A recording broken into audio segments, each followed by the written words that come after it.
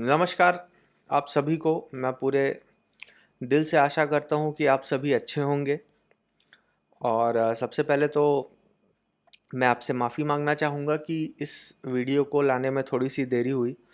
उसके कुछ कारण थे। दरअसल आप सभी अभी अपने परिवार के साथ हैं, लेकिन मैं अभी अपने परिवार के साथ नहीं हूँ। और ये सिचुएशन जो चल रही है, ये कब तक चलेगी, कैसे चलेगी, उसका कोई भरोसा नहीं। तो मैं भी अपने परिवार के पास जाने के लिए कुछ पासेस वगैरह के इंतज़ाम में व्यस्त हो गया था, क्योंकि ये भी ज़रूरी है। क्योंकि समझ में नहीं आ रहा है कि ये कब तक ये सिचुएशन ऐसे ही कंटिन्यू रहेगी। जब ये सिचुएशन ठीक हो जाएगी तो हम सब अपनी कर्म भूमि पे लौट आएंगे, लेकिन जब तक ऐसा हो नहीं जाता तब तक के लिए फॉर अ सेफ्टी बीइंग मुझे भी ऐसा लगा कि मुझे अपने घर जाना चाहिए। वीडियोस हमारे आते रहेंगे समय दर समय। दूसरा एक कारण इस वीडियो को थोड़ा सा लेट आने में ये भी था कि रिलीजन एक ऐसा सेक्शन है जिसके लिए थोड़ा सा रिसर्च करनी पड़ती है ताकि चीज़ों को आपके लिए आसान बनाया जा सके। ये जो हमारा वीडियो सीरीज़ रहेगा, ये 3 पार्ट में रहेगा रिलीजन वाला। उसका कारण ये है कि पहले मैंने सोचा था कि इसको मैं पूरा एक में कंपाइल करके आपको दूंगा, बट वो काफ़ी कॉम्प्रिहेंसिव हो जाएगा। 3 सेक्शंस में सबसे पहला सेक्शन जो रहेगा वो कुछ बेसिक बातों की बात करेगा, और हिंदुइज़्म उसमें काफ़ी प्रोमिनेंट एक सेक्शन रहेगा। और दूसरा जो पार्ट रहेगा इस वीडियो का, उसमें हम स्ट्रिक्टली बुद्धिज़्म और जैनिज़्म की बात करेंगे, जो बहुत फेवरेट टॉपिक है आर्ट एंड कल्चर में यूपीएससी के लिए। तीसरा जो सेक्शन रहेगा वो इन सब चीज़ों से फिर जो इंडिया में बाकी बचे रिलीजन्स हैं, जैसे इस्लाम हो गया, क्रिश्चियनिटी हो गया, जुडाइज़म हो गया, सिखिज़म हो गया, इन सब के बारे में तीसरे पार्ट में हम बात करेंगे। तो 3 पार्ट में ये वीडियो जो है वो अलग अलग आपके पास अवेलेबल होता रहेगा। अभी इन बिटवीन आपको करना ये है कि आपको अपनी पढ़ाई को कंटिन्यू रखना है। आर्ट एंड कल्चर तो इधर से मैं आपको प्रोवाइड कर ही रहा हूँ, उसके अलावा भी आप जो पढ़ रहे हैं वो सारी चीज़ों को कंटिन्यू रखिए, अच्छे से पढ़ाई करते रहिए। अभी मैंने देखा रिसेंटली एक न्यूज़ आई कि यूपीएससी का प्रीलिम्स इस बार का पोस्टपोन हो रहा है। ठीक है, अभी ऑफिशियल अनाउंसमेंट शायद नहीं हुई है, बट कंफर्मेशन लगभग सारी आ चुकी है इस चीज़ को लेके।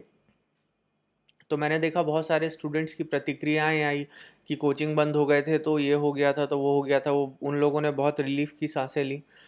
बट मैं आपको एक बात बताना चाहूँगा, ये 5 लाख लोग अपीयर होते हैं यूपीएससी के एग्ज़ाम में, और उसमें से लगभग ऑन एन एवरेज 13,000 12,000 ये मेंस लिखने जाते हैं, 3,000 3,500 ये इंटरव्यू के लिए जाते हैं।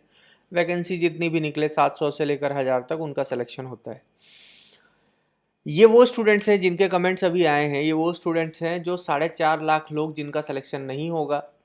ठीक है, मतलब ये आगे वाले फेज़ में नहीं जाएंगे।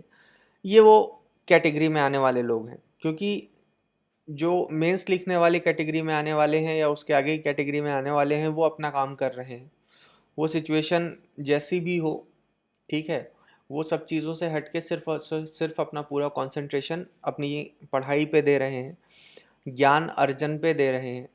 फालतू की पंचायतों में वो कहीं से इधर उधर से नहीं पढ़ रहे। एक वॉरियर की तरह, वॉरियर जब युद्ध नहीं होता तो महल में रहता है, जब युद्ध होगा तो वो युद्ध भूमि में होगा। जब महल में रहता है तो ऐशो आराम के साथ रहेगा, जब युद्ध भूमि में होगा तो टेंट के अंदर सोना पड़ेगा। लेकिन इन सब के बावजूद, ठीक है, वो जितना कंसिस्टेंट वहाँ पे होता है उतना ही कंसिस्टेंट वो युद्ध भूमि में भी होता है। चाहे महल की बात कर लें, चाहे आप युद्ध भूमि की बात कर लें। ठीक है, तो हमें उस वॉरियर की तरह रहना है, सिचुएशन चाहे जैसी भी हो। ठीक है, कोचिंग्स वोचिंग्स आपका फ्यूचर नहीं डिसाइड कर सकती। इट्स यू जो अपना फ्यूचर आप खुद डिसाइड करेंगे। हाँ, थोड़ी मुश्किलें होंगी क्योंकि हम चीज़ें आपके लिए थोड़ा आसान बना देते हैं, लेकिन इसका मतलब ये भी नहीं कि कल को सरकार का सर्कुलर आ जाए कि दुनिया भारत के अंदर सारी कोचिंग्स बंद कर दो, तो क्या सिलेक्शन होने बंद हो जाएंगे? नहीं, लोग करेंगे, और जो करने वाले हैं वो कर रहे हैं। तो हम ज़्यादा लोग तो हैं नहीं यहाँ पे, गिनती के 7-8 लोग ही हैं। और अगर मेरा पॉइंट ऑफ व्यू अगर आप जानना चाहें तो मैं तो हमेशा आपको यही कहूँगा कि आप उन लोगों में बनिए वो जो 13,000 होने जा रहे हैं, या 3,500 या 1,000, ना कि वो लोग जो 4.5 लाख की कैटेगरी में आ रहे हैं। तो अपना काम करते चलिए। एक बार, दो बार, तीन बार, चार बार पढ़ने में वो चीज़ें मुश्किल होंगी, लेकिन किताबें ही आपकी सबसे अच्छी दोस्त हैं। वही आपको जीवन में कुछ अच्छा दिलाने का काम अगर करेंगी तो वो किताबें ही करेंगी। तो उस अच्छे दोस्त का साथ अपनाइए। 3 बार, 4 बार, 5 बार अगर किसी चीज़ पे आप जूझ जाएंगे तो ऐसा भी नहीं है कि वो चीज़ें समझ में नहीं आएंगी। बाकी इधर से हम अपना काम करते हुए चल रहे हैं, लेकिन हमारा काम का मतलब ये नहीं है कि पूरी डिपेंडेंसी आपकी हमारे काम पे होनी चाहिए। आपकी अपनी डिपेंडेंसी अपने ऊपर होनी चाहिए। ये सिर्फ एक माध्यम होना चाहिए चीज़ें आपके लिए आसान बनाने का।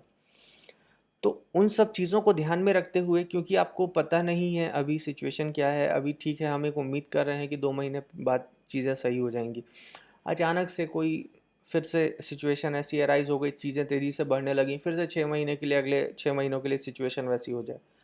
तो आप ऐसे समय में, ऐसा तो नहीं है कि आप उस समय को जाया कर दें, उस समय को प्रॉपर यूटिलाइज कर लीजिए।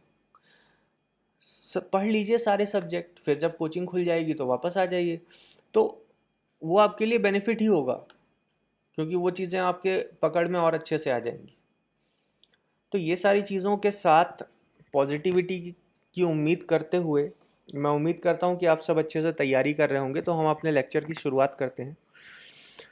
तो हमारा आज का जो लेक्चर है वो है religion in India part 1। Next lecture आने में ज़्यादा समय नहीं लगेगा।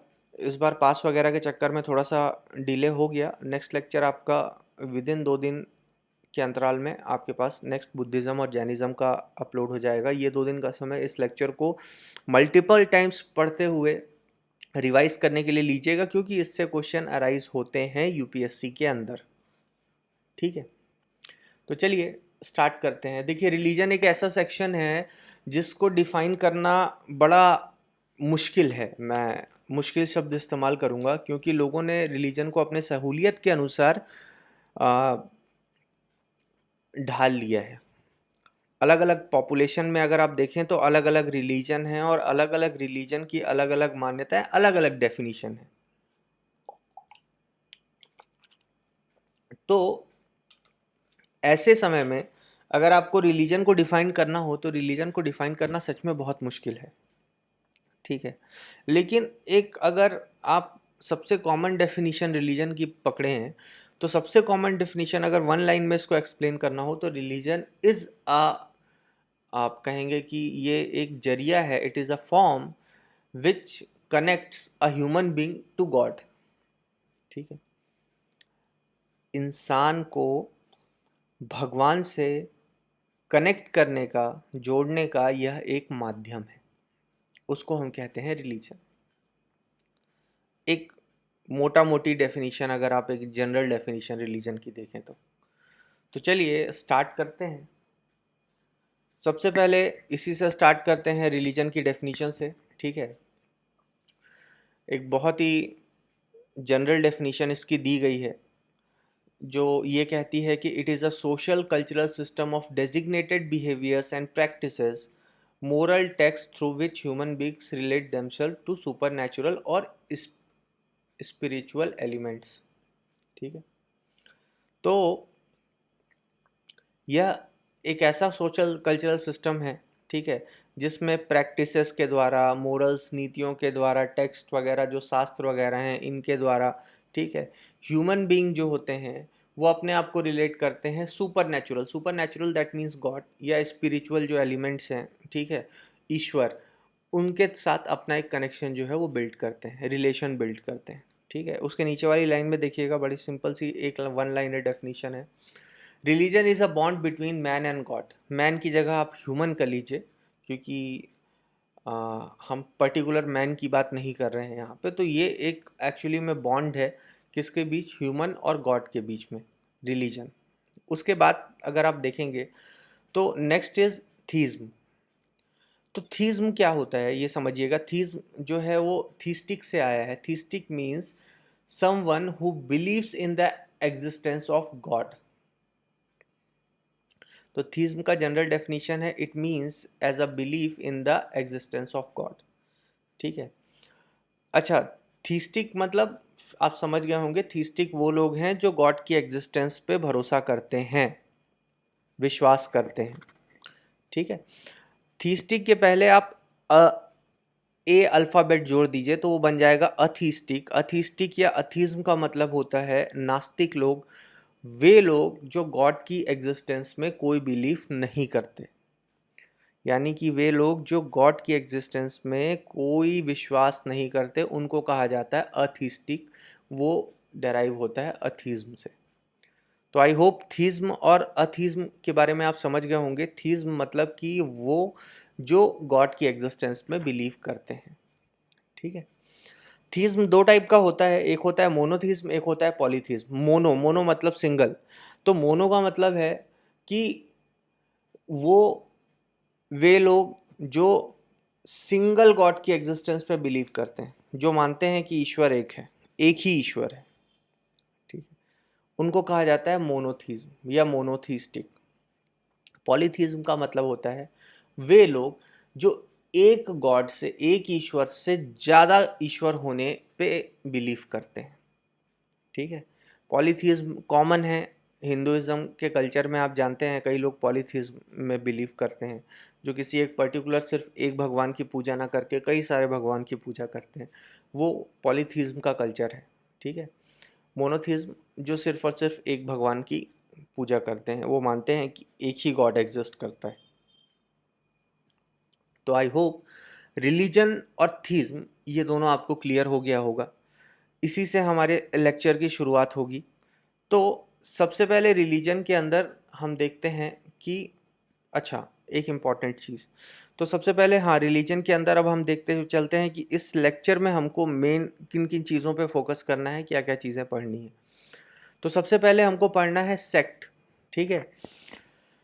सेक्ट अपने आप में बहुत कंट्रोवर्शियल चीज़ है, क्योंकि सेक्ट की डेफिनीशन काफ़ी अलग अलग है। और सेक्ट के साथ साथ हम कल्ट के बारे में जानेंगे अभी, और डिनोमिनेशन, ये सारी चीज़ें क्या होती हैं। रिलीजन आपने समझ लिया, सेक्ट समझना है, कल्ट समझना है, और उसके बाद डिनोमिनेशन समझना है। ठीक है। देखिए, अभी डेफिनीशन छोड़ दीजिए, मेरी बातों पे 2 मिनट ध्यान दीजिएगा। सेक्ट किसे कहते हैं? ठीक है। सेक्ट एक्चुअली में लोगों का वो समूह होता है जो कि जो ट्रेडिशनल रिलीजन होता है उससे वो थोड़े से ऑफशूट होते हैं। ऑफशूट का मतलब उनकी विचारधारा जो होती है वो ट्रेडिशनल रिलीजन से अलग होती है। ठीक है। जैसा कि ये डेफिनेशन आप पढ़िए और हमारे साथ सुनते हुए चलिए। अ group of people with somewhat different religious belief from those of a larger group from which they belong. ठीक है। तो ऐसा लोगों का समूह जो कुछ उनके रिलीजियस बिलीफ जो हैं वो थोड़े से डिफरेंट हैं, किसके कंपैरिजन में, मुकाबले में उन सारे लोगों के जो उसी, ठीक है, रिलीजन का एक बहुत बड़ा ग्रुप है। तो इसको इन जनरल अगर बात कहें तो सेक्ट वो लोग होते हैं जो ट्रेडिशनल रिलीजन जो होता है उससे उनकी विचारधाराएं डिफरेंट होती हैं, अलग होती हैं। ठीक है। देखिए, ये जो डेफिनेशन आपके सामने दिख रही है जिसको आप अभी पढ़ेंगे, ये एक्चुअली में सेक्ट की वेस्टर्न विचारधारा है। ठीक है, जो वेस्टर्न कंट्रीज़ में पॉपुलर है। हिंदुइज्म के अंदर सेक्ट थोड़ा सा डिफरेंट हो जाता है, उसके बारे में हम अभी बात करेंगे। पहले हम ये तो समझ लें कि ये वेस्टर्न विचारधारा सेक्ट की क्या कहती है। तो देखिए, पहले तो आपको ये समझ में आ गया होगा कि सेक्ट मतलब, सेक्ट को हिंदी में कहते हैं पंथ। ठीक है। तो सबसे पहले ये समझ लीजिए, आज के लेक्चर में काफ़ी मज़ा आपको ये आएगा। यूपीएससी का सबसे बड़ा चार्म ये है कि ऐसी कई चीज़ें होती हैं जिसके बारे में हम नहीं जानते, और ये हमारे अगल बगल हमारे देश में ही एग्जिस्ट कर रही हैं। फिर उसके बाद जब उसके बारे में जानने मिलता है तो ऐसा लगता है कि बाप रे, ये क्या चीज़ें, ऐसा भी होता है, काइंड ऑफ थिंग, कि ऐसा भी है। जब मैं फर्स्ट टाइम अपनी तैयारी करने में लगा हुआ था तो मुझे मुझे भी बहुत सारी चीज़ों का नॉलेज नहीं था, लेकिन जब पढ़ते गए, समझते गए, तो पता चला कि अरे ऐसा भी होता है, ऐसी भी चीज़ें हैं जो एग्जिस्ट करती हैं। और वो ऐसा भी नहीं है, हमारे आसपास ही एग्जिस्ट कर रही हैं। तो बड़े ही इंटरेस्ट के साथ इसको सुनिएगा, क्योंकि ऐसी बहुत सारी चीज़ें हैं जिनके बारे में मैं डेफिनेटली कह सकता हूँ कि आपको नहीं पता होगा, और वो सारी चीज़ें आपको पता चलेंगी। कुछ इंटरेस्टिंग भी हैं, कुछ नया भी है, और यही सबसे बड़ा चार्म है यूपीएससी का। तो सबसे पहले सेक्ट्स की बात करें तो हमने जैसे इसका वेस्टर्न डेफिनेशन देखते हुए चलिए, अ group of people with somewhat different religious belief from those of a larger group from which they belong. ठीक है, हिंदुइज्म एक रिलीजन है, इसके अंदर भी अलग अलग सेक्ट हैं। या इसका सबसे अच्छा एग्जाम्पल मैं आपको देता हूँ, इस्लाम एक रिलीजन है, और इस्लाम के अंदर दो मेजर सेक्ट्स जो पाए जाते हैं वो एक सिया और सुन्नी। वो एक्चुअली में प्रोमिनेंट सेक्ट्स हैं इस्लाम के। उसके अलावा भी कई सेक्ट्स हैं, बट वो बहुत प्रोमिनेंट मेजर सेक्ट्स हैं, सिया और सुन्नी। तो अब देखिए, जो ट्रेडिशनल सिया और सुन्नी, ये विचारधारा कैसे अलग होगी, बात को समझिएगा। जो ट्रेडिशनल इस्लाम होगा, सिया और सुन्नी, उन दोनों की जो भी विचारधाराएं होंगी, ठीक है, उनके जो भी बिलीफ्स होंगे, वो ट्रेडिशनल इस्लाम से थोड़े से डिफरेंट होंगे।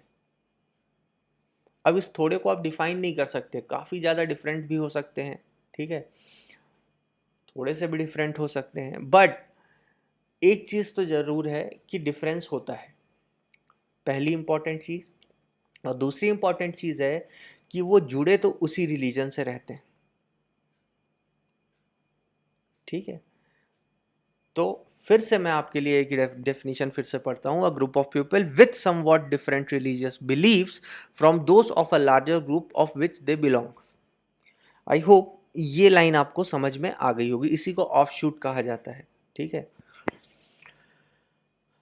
नेक्स्ट लाइन अगर आप देखें इसी के आगे, तो they are a response to relative deprivation. देखिए, अब मैं आपको अगर क्लियरली बताऊं तो मैंने पहले ही बता दिया आपको कि ये एक वेस्टर्न डेफिनीशन है। तो वेस्टर्न डेफिनीशन में ऐसा माना जाता था कि जो सेक्ट्स हैं जिनका निर्माण हुआ, तो वो इसलिए निर्माण हुआ क्योंकि उसमें क्लास को अगर आप डिवाइड करें तो एक होता था हायर क्लास, एक होता था लोअर क्लास। तो जो लोअर हायर, जो जितने भी रिलीजन के अंदर ज़्यादातर प्रिविलेज जो मिलते थे वो हायर क्लास को मिल जाते थे। ऐसा ऐसा नहीं है कि ये हमारे ही धर्म में है, ये लगभग सभी धर्म का यही कहानी है। तो प्रिविलेज उठा के ले जाते थे हायर क्लास लोग, और जो नॉन प्रिविलेज्ड लोग थे वो थे लोअर क्लास वाले।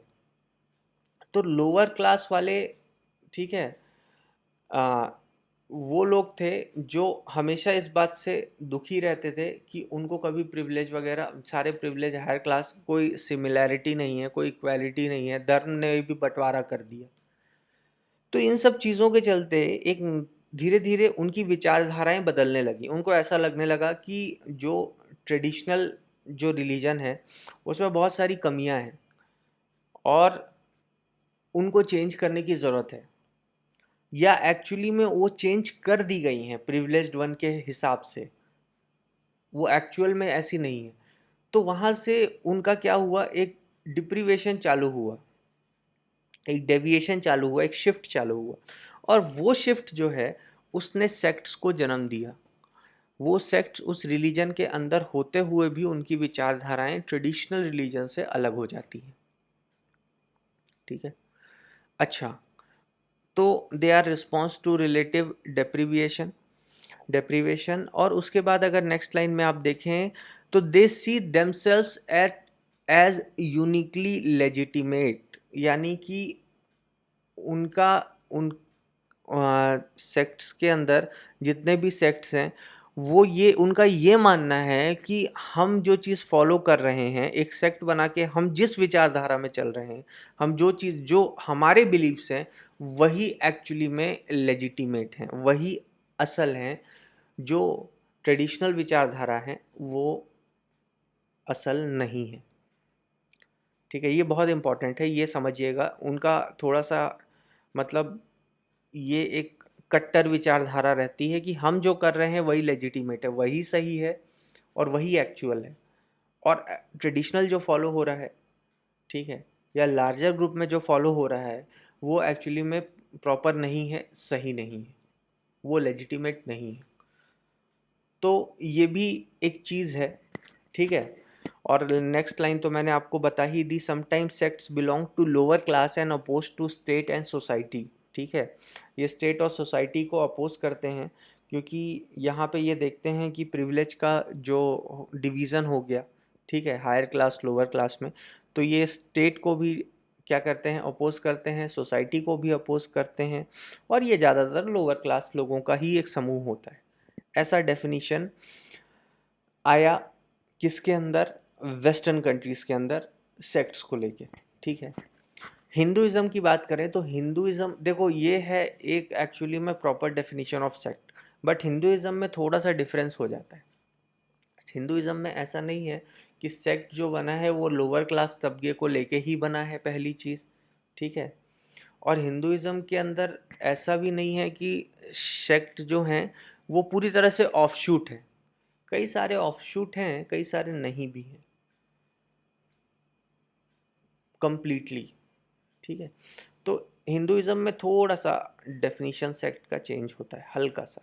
ठीक है, उसका कोई प्रॉपर डेफिनेशन नहीं है, तो उस पर मत जाओ, आप सेक्ट के डेफिनेशन को पहले फोकस करो, और उसके बाद बस ये याद रखना कि जब हिंदुइज्म की बात करेंगे तो हिंदुइज्म में सेक्ट जो है उसका डेफिनेशन थोड़ा सा चेंज होगा। ये इतने ज़्यादा भी क्या होते हैं कि आ, आपस में एक दूसरे से विचारधारा अलग रखने वाले नहीं होते हैं। ठीक है, इंडियन सेक्ट्स में बहुत सारे सेक्ट ऐसे भी हैं जो क्या कहते हैं, बड़े ट्रेडिशनल रिलीजन को भी मानते हैं, बट वो ये कहते हैं कि हम पर्टिकुलर इस पर्टिकुलर चीज़ को फॉलो करेंगे। मगर वो ऐसा नहीं है कि सारे सेक्ट्स इंडिया के अंदर ऐसे हैं कि वो ये बोलते हैं कि हम ही लेजिटिमेट हैं, ऐसा नहीं है। ठीक है, जैसा ज़्यादातर वेस्टर्न कंट्रीज़ वगैरह में आप देखेंगे या गल्फ़ कंट्रीज़ में देखेंगे जो सेक्ट बनते हैं जो कहते हैं कि हम लेजिटिमेट हैं, हम ही को आपको फॉलो करना चाहिए। इंडिया के अंदर कई सेक्ट ऐसा कोई डिमांड नहीं करते, या ऐसा, सॉरी डिमांड बोल, ऐसा कोई डिक्लेरेशन नहीं करते, घोषणा नहीं करते इस चीज़ की। ठीक है, तो ये थोड़ा सा डिफरेंस है इन हिंदुइज्म के अंदर सेक्ट की और एक जनरल सेक्ट के डेफिनेशन में। तो जनरल सेक्ट की फिर से बात करें तो ये वो लोग हैं जो उसी किसी भी ट्रेडिशनल रिलीजन से अलग होके, ठीक है, अपना एक अलग रिलीजियस बिलीफ बनाते हैं उसी ट्रेडिशनल रिलीजन से रिलेटेड। ठीक है, डेप्रीविएशन का रिस्पॉन्स है ये, डेप्रीविएशन का रिस्पॉन्स है, ये अपने आप को यूनिकली लेजिटिमेट मानते हैं। ठीक है, और वेस्टर्न कंट्रीज़ में ये ज़्यादातर लोअर क्लास के लोग होते थे जो कि स्टेट और सोसाइटी को अपोज करते थे। आई होप आपको सेक्ट अच्छे से समझ में आया होगा, इसको दिमाग में हमेशा रखिएगा। नेक्स्ट आता है आपका कल्ट। ठीक है, देखो कल्ट भी ऐसा है कि ये कहाँ से जन्मा आप समझिएगा सबसे पहले। ठीक है, ये कल्ट का जन्म हुआ है इंडस्ट्रियल सोसाइटी से। ठीक है, ये एक्चुअली में डिविएंट रिलीजियस ऑर्गेनाइजेशन होते हैं। ठीक है, और ये अपने आप को लेजिटिमेट क्लेम नहीं करते, जैसा कि इसका डेफिनेशन दिया हुआ है एकदम सिंपल भाषा में, बहुत डिटेल में जाना नहीं है इसके। That is it is a group of deviant religious organisations and they do not claim on the truth. जैसा कि सेक्ट क्लेम करते हैं, वो कहते हैं हम लेजिटिमेट हैं, हम ही सच्चाई हैं, हम ही ट्रूथ हैं। ऐसा कल्ट का ऐसा मानना नहीं होता।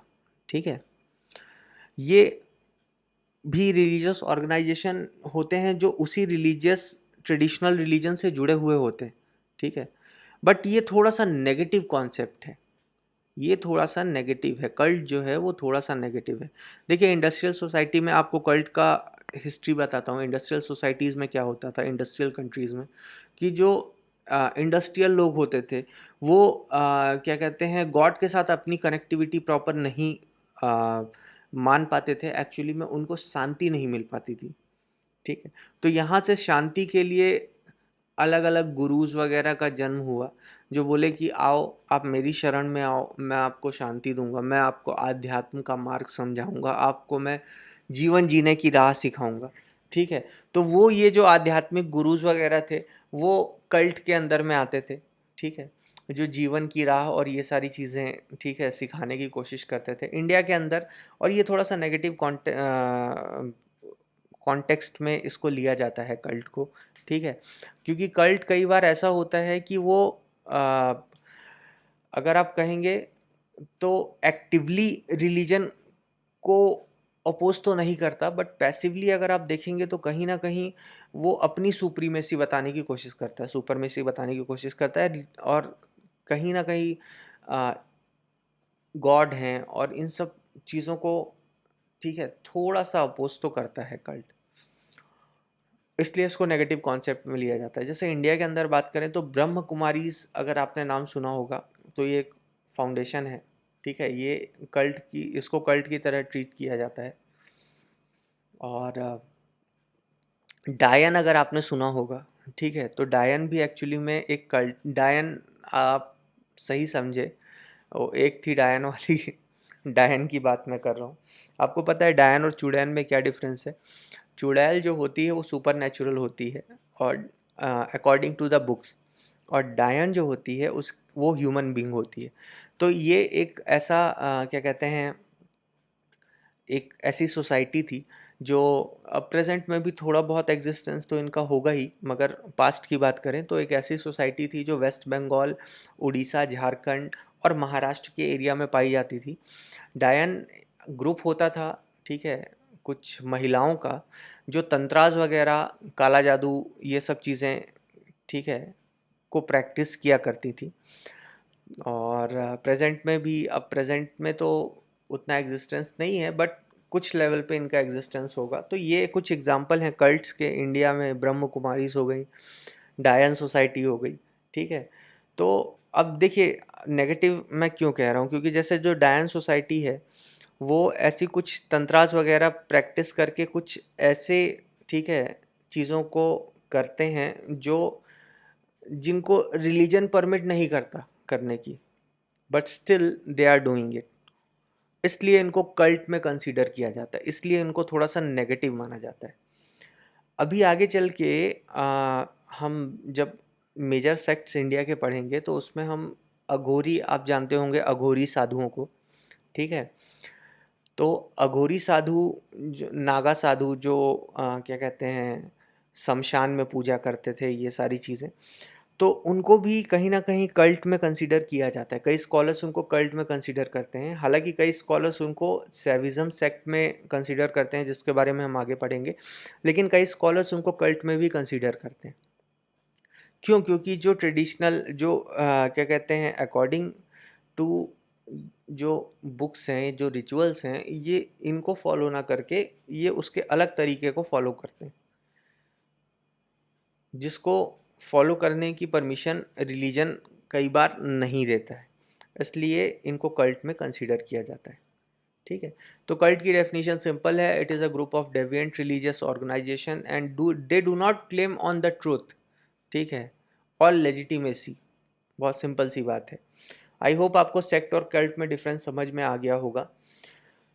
सेक्ट बहुत इंपॉर्टेंट है, उसको तो ध्यान में रखिए ही। कल्ट के बारे में भी थोड़ा बहुत जानकारी आपको देना जरूरी था, समझ में आ गया होगा। Next is the denomination. Denomination क्या होता है? देखो, डिनोमिनेशन कुछ नहीं होता। डिनोमिनेशन रिलीजन का ही छोटा पार्ट है, ठीक है। देखो, रिलीजन वो चीज़ होती है जो बहुत वाइड स्प्रेड होती है, जिसको बहुत सारे लोगों ने अपनाया होता है, एक बड़े समूह ने अपनाया होता है। लेकिन डिनोमिनेशन वो होता है जिसको बहुत बड़ा समूह समूह अपनाता नहीं है, ठीक है। वो, उसकी इतनी बड़ी रीच नहीं है जितनी बड़ी रीच रिलीजन रिलीजन की होती है। तो it is a type of religion, but अगर प्रॉपर वे में आप डिफ्रेंशिएट करेंगे तो रिलीजन एक ऐसी चीज़ है जो वाइड स्प्रेड है, और डिनोमिनेशन एक ऐसी चीज़ है जो इतनी वाइड स्प्रेड नहीं है, एक छोटे से एरिया तक में सीमित हो गई है। जैसे कि फॉर एग्ज़ाम्पल, जब बुद्धिज़्म और जैनिज़्म का शुरुआत, आज के टाइम पे तो वो एक रिलीजन है क्योंकि बहुत सारे लोग उसको प्रैक्टिस करते हैं, ठीक है, बहुत सारे लोग उसको फॉलो करते हैं। लेकिन जब इनकी शुरुआत हो रही थी तो ये एक डिनोमिनेशन थे, क्योंकि इनका ज़्यादा वाइड स्प्रेड नहीं होता हुआ था। डिनोमिनेशन का जैसे ही वाइड स्प्रेड हो जाता है तो वो एक रिलीजन बन जाता है, ठीक है। तो रिलीजन का छोटा रूप जो छोटे एरिया तक सीमित है उसको कहते हैं डिनोमिनेशन। मेरे हिसाब से religion, sect, cult, denomination, theism, ये सारी चीज़ें आपको क्लियर हो गई होंगी, कुछ बेसिक बातें। तो चलिए अपने लेक्चर को आगे बढ़ाते हैं। और देखते हैं कि सबसे पहले हम बात करेंगे हिंदुइज़्म की, कि हिंदुइज़्म एक्चुअली में जो रिलीजन है, जो इंडिया के अंदर सबसे बड़ी मात्रा में पाया जाता है, सबसे ज़्यादा वाइड स्प्रेड इसी रिलीजन का है इंडिया के अंदर, तो वो क्या है? तो चलिए देखते हुए चलते हैं। Hinduism is the third biggest religion in the world after Christianity and Islam. इस्लाम और क्रिश्चियनिटी के बाद, क्रिश्चियनिटी और इस्लाम के बाद, सॉरी, हिंदुइज्म जो है वो दुनिया का तीसरा सबसे बड़ा रिलीजन है। ठीक है, सबसे वाइड स्प्रेड हिंदुइज्म। एक्चुअली में अगर पॉपुलेशन के हिसाब से देखेंगे तो सबसे पहले आता है आपका क्रिश्चियनिटी, उसके बाद आता है आपका इस्लाम। ठीक है, उसके बाद अगर पॉपुलेशन में थर्ड रैंकिंग में आप देखेंगे तो तीसरे नंबर पे आते हैं अथीस्टिक लोग। अथीस्टिक लोग कौन? जो नास्तिक हैं, जो भगवान में नहीं मानते। उसके बाद चौथे नंबर पे आता है आपका हिंदुइज्म, और उसके बाद आपका पाँचवें नंबर पे, उसके बाद फिर आएगा आपका बुद्धिज़्म। तो मगर अब बात यह है कि अथीस्टिक को तो रिलीजियस पॉपुलेशन में आप ले ही नहीं सकते, तो उनको साइड कर दीजिए। तो पॉपुलेशन के हिसाब से अगर आप देखेंगे कि पॉपुलेशन के हिसाब से कौन सा सबसे बड़ा रिलीजन है, तो उस हिसाब से देखेंगे तो ये तीसरे नंबर पे आएगा, क्योंकि अथीस्टिक तो कोई रिलीजन फॉलो ही नहीं कर रहे हैं। तो उस पॉइंट ऑफ व्यू से सबसे पहले आपका आएगा क्रिश्चियनिटी, उसके बाद आएगा इस्लाम, उसके बाद आएगा आपका हिंदुइज्म। हिंदुइज्म को सनातन धर्म, सेकंड लाइन देखिए, हिंदुइज्म को सनातन धर्म भी कहा जाता है। व्हाट इज सनातन धर्म? सनातन धर्म का मतलब सिंपल सा है। सनातन धर्म ये कहता है कि इसके कुछ बेसिक रूल्स एंड रेगुलेशन हैं जो एप्लीकेबल टू ऑल है। ठीक, इसलिए इसको सनातन धर्म की परिभाषा भी दी गई है। तो सनातन धर्म इज नथिंग, ये कहता है कि कुछ ऐसे रूल्स एंड रेगुलेशन हैं जो एप्लीकेबल टू ऑल हैं, चाहे वेदर वो कोई भी कास्ट का हो, कोई भी क्या कहते हैं रेस का हो, किस एरिया से बिलोंग करता हो, ये सब चीज़ें मैटर नहीं करती। जैसे फॉर एग्ज़ाम्पल कुछ एग्ज़ाम्पल से समझते हैं तो आपको चीज़ें समझ में आ जाएंगी। जैसे कि फॉर एग्ज़ाम्पल होली वर्क करना, ठीक है, लोगों की मदद करना, लोगों की सेवा करना। तो अब भले ही आप किस कास्ट के हों, किस एरिया से बिलोंग करते हों, किस रेस के हों, ये मैटर नहीं करता। ठीक है, आप आपको हिंदुइज्म के अंदर सभी को लोगों की सेवा करनी है। ठीक है, पॉजिटिव मार्ग पे चलना है, और जिसको कहते हैं कृपालु बनना है। ठीक है, तो एक क्या कहते हैं, गिविंग हार्ट बनना है, लोगों की मदद हमेशा करते हुए चलनी है। तो ऐसी कुछ बेसिक प्रिंसिपल्स हैं जो सब पे एप्लीकेबल हैं, उसी को कहते हैं हम सनातन धर्म। तो हिंदुइज्म को सनातन धर्म भी कहा जाता है।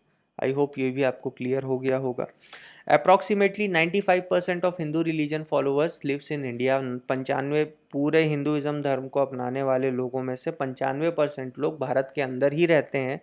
भारत के अलावा ये नेपाल में पाए जाते हैं, मॉरिशस में पाए जाते हैं। नेपाल में भी क्या कहते हैं, हिंदू धर्म प्रोमिनेंटली फॉलो किया जाता है। ठीक है, मॉरिशस में पाए जाते हैं, बांग्लादेश, पाकिस्तान, इंडोनेशिया। ग्लोबलाइजेशन का ज़माना है, अभी तो यूएसए वगैरह, ऑस्ट्रेलिया वगैरह हर जगह मिल जाएंगे। लेकिन आ, अगर बड़े लेवल पे देखा जाए तो ये इंडिया के अलावा नेपाल, मॉरिशस, इंडोनेशिया, बांग्लादेश, इन सब जगहों पे पाए जाते हैं। Hinduism borrows it's basic principle from pre वैदिक एंड वैदिक फिलोसफीज। ठीक है, तो ये तो आप बचपन से पढ़ते आ रहे होंगे, इसमें कोई नई बात नहीं है कि हिंदुइज्म जो रिलीजन है उसके जो बेसिक प्रिंसिपल हैं वो क्या कहते हैं, वैदिक और प्री वैदिक जो जितनी भी फिलॉसफी हैं, दर्शन है, उन्हीं से लिया गया है। ठीक है, वेदास की अगर आप बात करें, इसके बारे में देखिए, हम आगे जब इंडियन लिटरेचर चैप्टर कवर करेंगे तो वेदास, ब्राह्मण्स, आर्यंकास, उपनिषद, ये सब चीज़ों के बारे में डिटेल में बात करेंगे। लेकिन एक हल्का सा ग्लिम्स देख लेते हैं। तो वेदास की अगर आप बात करें तो 4 वेद जो हैं, ऋग्वेद, सामवेद, यजुर्वेद, अथर्ववेद। ठीक है, उसके अलावा देखें आप, ब्राह्मण्स, आर्यंकास, उपनिषद, ये सब किससे रिलेटेड हैं? कनेक्टेड हैं हिंदू रिलीजन से। वेदास में देखिए, ऋग्वेद जो है वो सबसे ओल्डेस्ट लिटरेचर है, जिसमें लगभग क्या कहते हैं, श्लोक दिए हुए हैं 10,000, 18,000, 1800 समथिंग। मुझे अभी एग्जैक्ट क्लियर नहीं है, आगे जब उसको पढ़ेंगे तो देख लेंगे।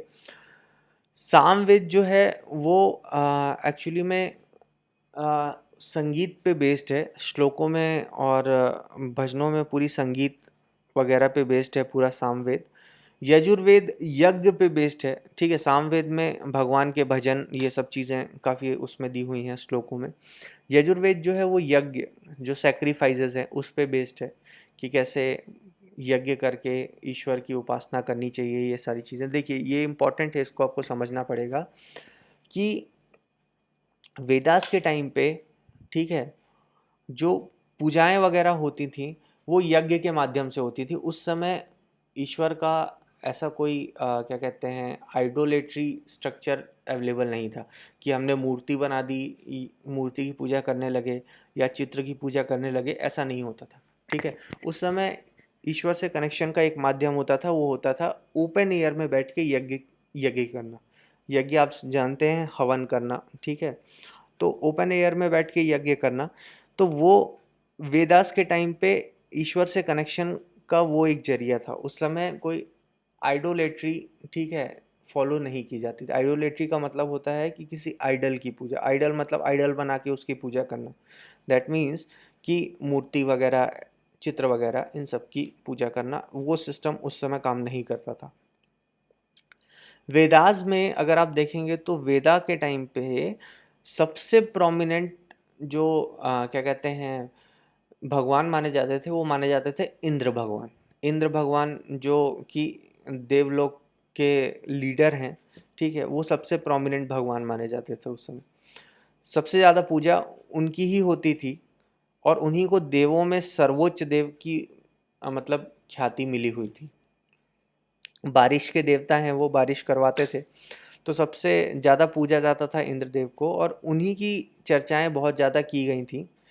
लेकिन अगर आप वेद को हटा के पुराण की बात करेंगे, ठीक है, पुराण के अंदर 18 महापुराण की बात करें या फिर महाभारत की बात करें या रामायण की बात करें, ये जो मेजर लिटरेचर्स हैं इंडिया के, तो इनकी अगर आप बात करेंगे तो इसमें आप एक चीज़ देखेंगे कि यहाँ पे ना इंद्र के भगवान के कैरेक्टर को पूरी तरह से चेंज कर दिया गया। मतलब उनको एक डरा हुआ आदमी, एक अय्याश आदमी जो अप्सराओं के बीच रहता है, नाच देखता है, कोई भी असुर हमला करता है तो डर जाता है, भाग के सीधे या तो शिव जी के पास जाएगा या विष्णु जी के पास जाएंगे। तो ऐसा कुछ कैरेक्टर उनका पूरा शिफ्ट कर दिया गया। तो ये कैरेक्टर जो जन्मा इंद्र भगवान का, वो जन्मा पुराणों के बाद, ठीक है। वेदों में इंद्र भगवान को बड़ा ही माइटी और प्रोमिनेंट और सबसे ज़्यादा उनकी पूजा की जाती थी इंद्र की। आखिर ऐसा क्यों हुआ, वो बहुत ज़्यादा डीप स्टडी का टॉपिक है, ठीक है। उतनी डीप स्टडी में जाना किसी मतलब का नहीं है, लेकिन ऐसा हुआ कि एक शिफ्ट हुआ फ्रॉम इंद्रा जो कि सबसे सुपर माइटी से, ठीक है, इंद्रा जो कि एकदम नेग्लेजिबल कैरेक्टर हो गए पुराण तक आते आते। तो वेद के टाइम पे ओपन एयर में पूजा होती थी, यज्ञ के माध्यम से हवन किए जाते थे, ठीक है।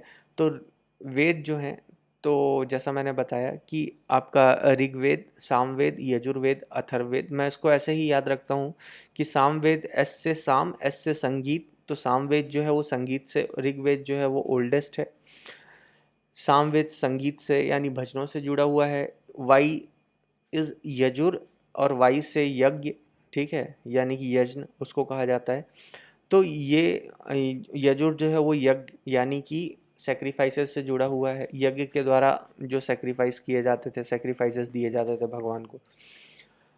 ए से अथर्व, ए से औषधि, मुझे ऐसे याद होता है। तो अथर्व वेद जो है वो मेडिसिन वगैरह के बारे में, मिस्टिक जो चीज़ें हैं उसके बारे में बात करते हैं, ठीक है, श्लोक के माध्यम से। तो इस तरीके से मैं याद रखता हूँ, शायद आप भी याद रखें तो आपको हमेशा याद हो जाए। उसके बाद आता है ब्राह्मण। ब्राह्मण एक्चुअली में वेद की ही कमेंट्री है, जो तो चारों वेद हैं उनकी कमेंट्री। ब्राह्मण एक कास्ट सिस्टम में इंडिया में वो ब्राह्मण अलग है। ब्राह्मण एक आपके इंडिया में एक लिटरेचर भी है, ठीक है, एक टेक्स्ट भी है, हम उस ब्राह्मण की बात कर रहे हैं। तो वो ब्राह्मण में एक्चुअली में कमेंट्री लिखी हुई है, वेद को पूरी तरह से कमेंट किया गया है, वेद को प्रॉपर रूप से, ठीक है, चारों वेदों को। आर्यंकास की बात करें तो आर्यंकास वो हैं जिसमें मिस्टिक चीज़ों के बारे में, मिस्टिक यानी कि मिस्टीरियस चीज़ों के बारे में बात की गई है। उपनिषद वो हैं जो ह्यूमन लाइफ के बारे में बताते हैं, ठीक है। तो ये कुछ एक बेसिक ग्लिम्स था इसका। डिटेल में इसके बारे में जब हम लिटरेचर पढ़ेंगे तो हम समझेंगे, ठीक है। उसके बाद की बात मैंने आपको ऑलरेडी बता दी है कि initially the offerings were done in open air but later puja और worship of divine power image began. शुरू में ये ओपन एयर में पूजा की जाती थी, ठीक है, यज्ञ के माध्यम से। और बाद में क्या हुआ, बाद में इसको क्या कहते हैं, वर्शिप जो है, डिवाइन पावर इमेज की वर्शिप जो है वो धीरे धीरे चालू हुई। अब इमेज की वर्शिप चालू हुई तो मंदिर बनने चालू हुए, मंदिर बनने चालू हुए तो फिर अब हिंदू के और भी होली बुक्स निकल के आने चालू हुए। एरिया ऑफ पूजा करने का एरिया कौन सा होगा वो डिसाइड होना चालू हुआ, ठीक है, प्रीस्ट एग्जिस्टेंस में आए। तो ये सब चीज़ें वेद के बाद धीरे धीरे धीरे धीरे एग्जिस्टेंस में आने लगी। तो ये था एक हिंदुइज्म का बेसिक, कहाँ से ये चालू हुआ, कैसे चालू हुआ, क्या सारी चीज़ें कैसे आगे बढ़ी। इसके आगे अगर हम देखेंगे तो हिंदू ट्रेडिशन के अंदर 4 प्रोमिनेंट थीम है, ठीक है, जिनको पुरुषार्थ भी कहा जाता है। वो थीम आपने बचपन से सुनी होगी, ठीक है। फर्स्ट इज धर्म, अर्थ, kama, moksha. Dharma, that is ethics and duties. Artha is the work and prosperity. Kama is the passion, desire. And last is the moksha, that is liberation, salvation, freedom from the cycle of death and rebirth. तो मोक्ष की प्राप्ति, भगवान करे ये सब समय हम लोग के लिए जल्दी ना आए। तो ये 4 पुरुषार्थ हैं, इनके बारे में मैं आई होप ज़्यादा बात करने की ज़रूरत भी नहीं है, ठीक है, आप सभी इसके बारे में जानते हैं। तो धर्म, ठीक है, अर्थ, काम, मोक्ष, ये 4 प्रोमिनेंट थीम है हिंदू ट्रेडिशन के अंदर, ठीक है। उसके बाद की लाइन देखिए, वो कहती है कि Hindu beliefs in the doctrine of संसारा। संसारा का मतलब होता है continuous cycle of life, death and re incarnation. री इनकारनेशन का मतलब होता है रीबर्थ। रीबर्थ का मतलब होता है, पुनर्जन्म की बात नहीं कर रहे हैं, मतलब कि देखिए उसकी बाद वाली लाइन पढ़िए और फिर मैं उसको समझा देता हूँ तो चीज़ें अच्छे से क्लियर हो जाएंगी। One of the key thought of Hinduism is आत्मन। आत्मन यानी कि आत्मा, और द बिलीफ इन सोल, ठीक है। तो हिंदुइज्म एक ऐसा रिलीजन है जो आत्मा में बिलीव करता है, ठीक है। आपने कई बार पढ़ा होगा आत्मा नश्वर है, शरीर तो रहता नहीं रहता है, लेकिन आत्मा नश्वर है, उसको कोई मिटा नहीं सकता। तो ये माना जाता है हिंदू ट्रेडिशन में कि आत्मा जो है वो एक शरीर छोड़ने के बाद, ठीक है, वो नए शरीर को में जाके प्रवेश करती है और नए शरीर को ऊर्जा का संचार देती है। तो आत्मा अमर है, वो एक शरीर से निकल के दूसरे शरीर में जाती है, दूसरे शरीर से निकल के तीसरे शरीर में जाती है।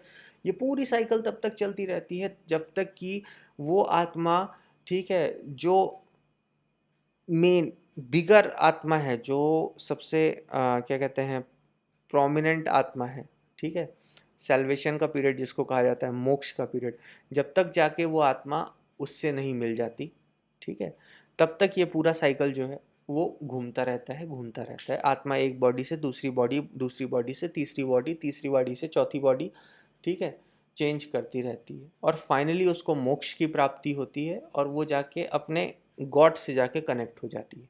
यह है हिंदू ट्रेडिशन के अंदर आत्मा का पूरा सिस्टम। उपनिषद के अनुसार, ठीक है, 4 स्टेजेस ऑफ लाइफ, ये भी कोई नई बात नहीं है। ब्रह्मचर्य है सबसे पहले, जो कि स्टूडेंट लाइफ रहती है। उसके बाद आदमी गृहस्थ लाइफ में पहुंचता है।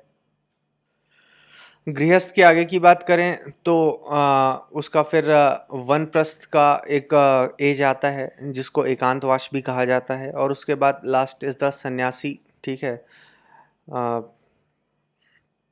जिसमें वो सन्यास ले लेता है, एस्टिक, ठीक है, टाइम होता है और उसके बाद वो मोक्ष की प्राप्ति करता है।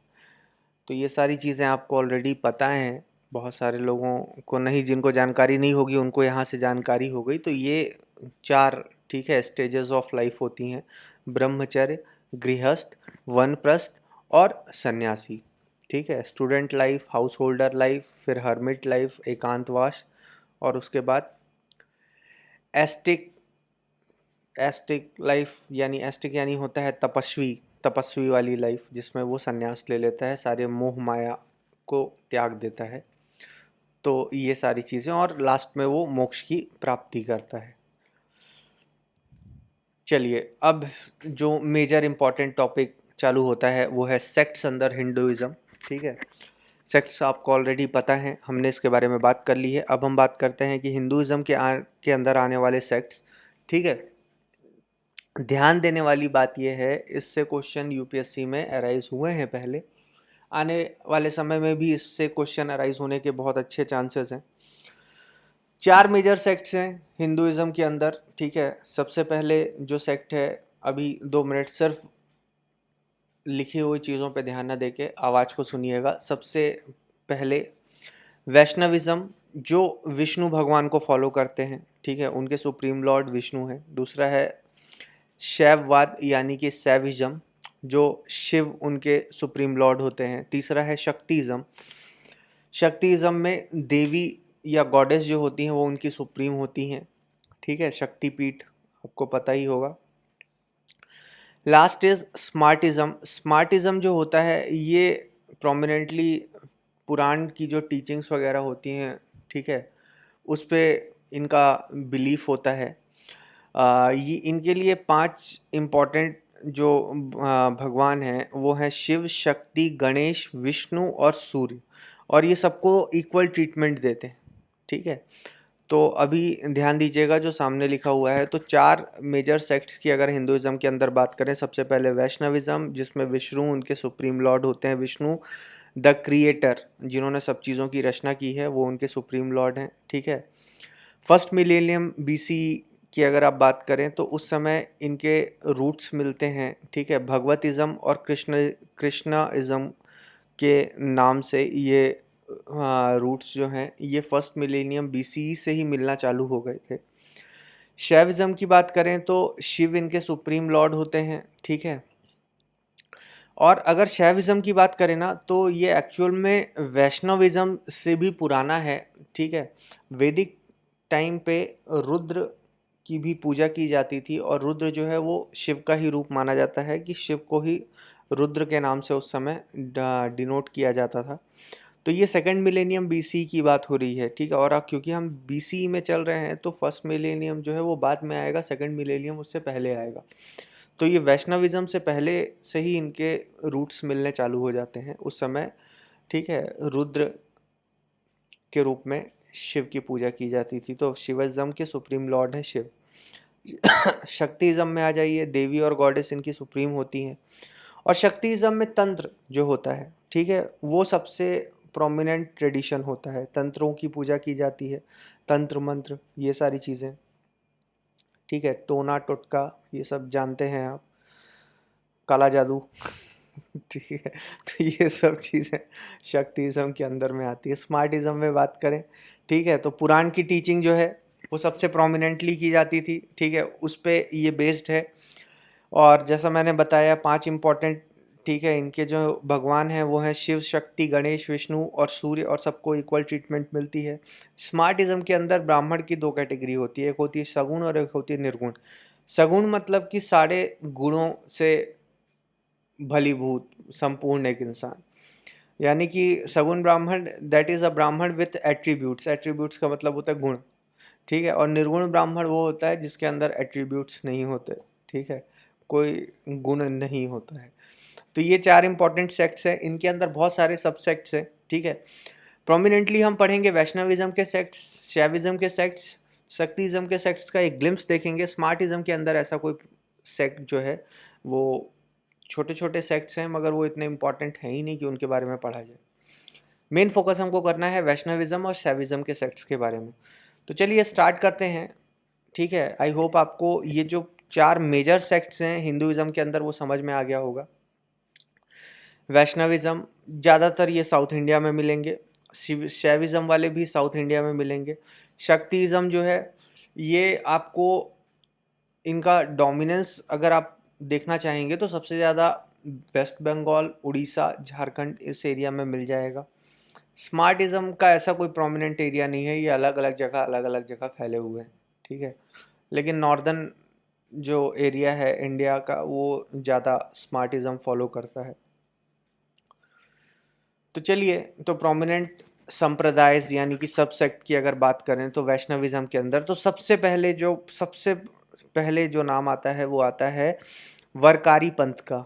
ठीक है, बगल में एक इमेज दिख रही होगी, उसमें एक भगवान दिख रहे होंगे, वो भगवान उनको विट्ठल भगवान या ठीक है विठोबा कहा जाता है, जो कि विष्णु के अवतार माने जाते हैं।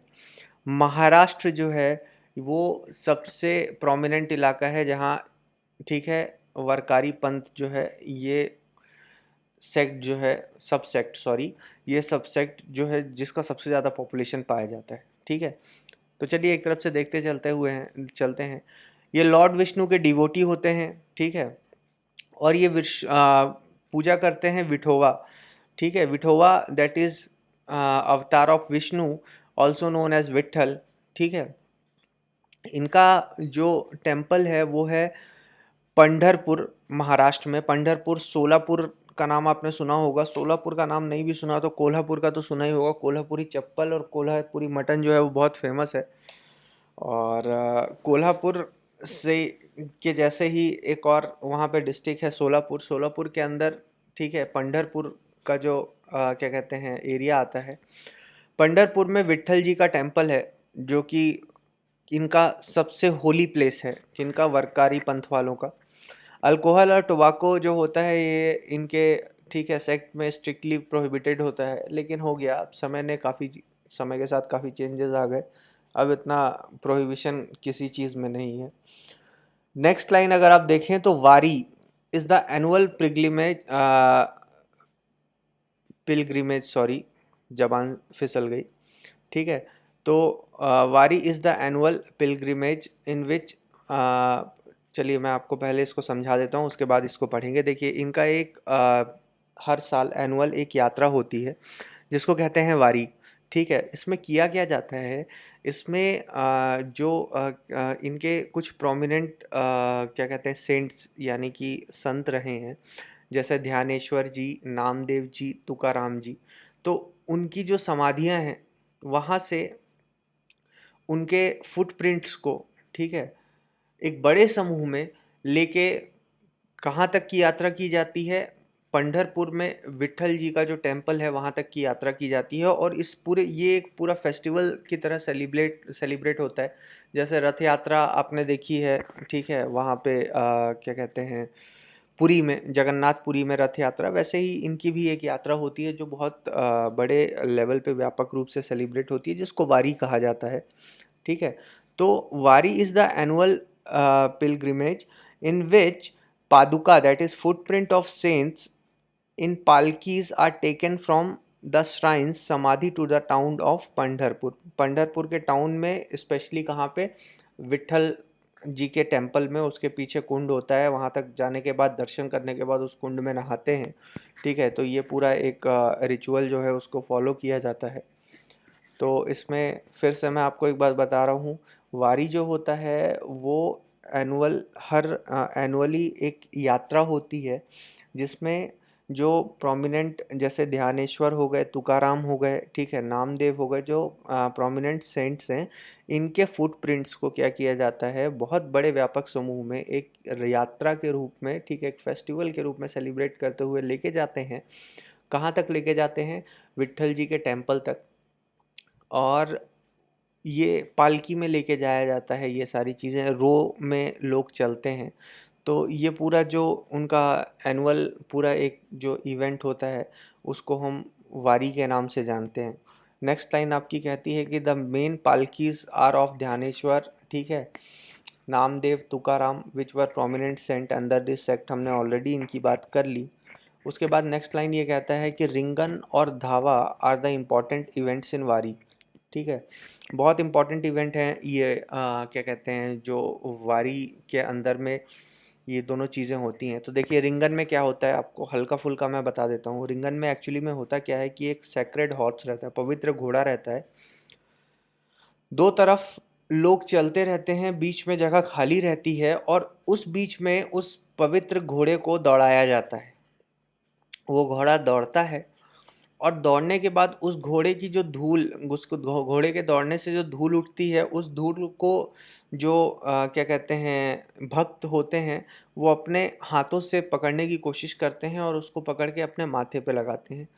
ऐसा एक रिचुअल इनका फॉलो किया जाता है। उससे लगता है कि वो जो सेंट जो हैं उनके चरणों की धूल जो है वो उनको आशीर्वाद दे रही है। तो ऐसा कुछ एक फेस्टिवल जो इवेंट फॉलो किया जाता है वारी के दौरान, उसको कहते हैं हम रिंगन। दूसरा जो इवेंट होता है वो होता है धाव। धावा एक्चुअली में कहा जाता है इसको। धावा में क्या होता है कि एक हिल है वहाँ पे, उस हिल के टॉप से डाउन स्लोप में तेजी से एक रेस लगाई जाती है। उसमें कोई फर्स्ट सेकंड नहीं आता, वो रेस लगाई जाती है, सब उसमें दौड़ते हैं और तेजी से क्या करते हैं, दौड़ते हुए हिल के टॉप से नीचे की तरफ आते हैं। ठीक है। अच्छा, ये इवेंट क्यों फॉलो किया जाता है इसका, ये ऐसा इसलिए किया जाता है क्योंकि जो तुकाराम थे सेंट, इनके एक प्रोमिनेंट, उनको विट्ठल जी के दर्शन हुए थे जब वो हिल के टॉप में थे, और वहां से जब जैसे ही उनको दर्शन हुए थे तो वो तेजी से नीचे की तरफ दौड़ने लगे थे। ऐसा होता है आपके देश में, ठीक है। तो उनको ट्रिब्यूट के रूप में क्या किया जाता है कि वो तेजी से जैसे डाउन हिल की तरफ दौड़ने लगे थे, वैसे ही उनके भक्त अब क्या करते हैं कि इस इवेंट के दौरान, वारी के दौरान, हिल के टॉप से तेजी से दौड़ते हुए नीचे आते हैं। ठीक है। और उस इवेंट को कहा जाता है धाव, धाव या धावा। ठीक है। तो रिंगन में घोड़ा दौड़ता है, धूल उठती है, धूल पकड़ते हैं लोग, अपने माथे में लगाते हैं, उनको लगता है आशीर्वाद मिल रहा है। और धावा में उन लोग क्या करते हैं कि हिल के टॉप से तेजी से नीचे दौड़ते हैं।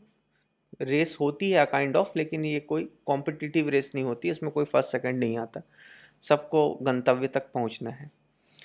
ठीक है। तो ये है सबसे पहला आपका वरकारी पंथ, जो कि लॉर्ड विष्णु के डिवोटी होते हैं विट्ठल के रूप में, विट्ठल भगवान या विठोबा भगवान के डिवोटी होते हैं ये। ठीक है। पंढरपुर में इनका होली सबसे बड़ा मंदिर है, जो कि इस पंथ की का सबसे होली प्लेस है। वारी फेस्टिवल इन लोग सेलिब्रेट करते हैं, मतलब फेस्टिवल कहिए, पिलग्रिमेज कहिए, क्योंकि पिलग्रिमेज अपने आप में एक फेस्टिवल होता है। ठीक है। किसी भी समुदाय या संप्रदाय के लिए। और वारी में क्या करते हैं कि जो सेंट्स रहे हैं उनके जो समाधियां रही हैं, वहाँ से उनके फुटप्रिंट को किस में ले जाया जाता है, पालकियों में। ठीक है। ले जाया जाता है कहाँ तक, आपके विट्ठल टेम्पल तक। और रिंगन और धावा उस समय सेलिब्रेट किया जाता है, इवेंट जो है वो मनाए जाते हैं। नेक्स्ट संप्रदाय जो है, नीचे वाली फोटो आप देखिए, ये है रामनंदी संप्रदाय। ये भी वैष्णविज्म के अंदर आने वाला एक सबसेक्ट है। ठीक है। देखो जैसा नाम है रामनंदी, तो ये फॉलोअर्स किसके हैं, राम जी के हैं। ठीक है। तो दे एक्चुअली में रामनंदी नाम इसलिए पड़ा क्योंकि जो स्कॉलर थे रामनंद, रामानंद, ठीक है, उनके टीचिंग्स पे ही ये पूरा संप्रदाय जो है ये बिल्ट हुआ है। तो they follow the teachings of scholar Ramananda. They are the largest monastic group within Hinduism. Monastic का मतलब होता है मठ में रहने वाले। ठीक है। तो ये सबसे बड़ा ग्रुप है हिंदुइज्म के अंदर जो मठ में रहता है। इनके बहुत सारे मठ हैं और ये मठों में रहते हैं। इसमें से इनका एक प्रोमिनेंट मठ मैं आपको बताता हूँ, 2 मिनट पहले हम इसको पढ़ लें। They are also known as Ramanandi Vairagi, और बैरागी भी इनको कहा जाता है। ठीक है। तो बैरागी साधु, आस्था चैनल वगैरह अगर आप देखते होंगे तो उनमें बैरागी जो जो सन्यासी लोग हैं, बाबा लोग हैं, उनके कई सारे प्रवचन आते हैं उसमें। दे वर्शिप लॉर्ड रामा, यह तो हमने पहले ही बात कर ली। अब हम ये बोल रहे थे कि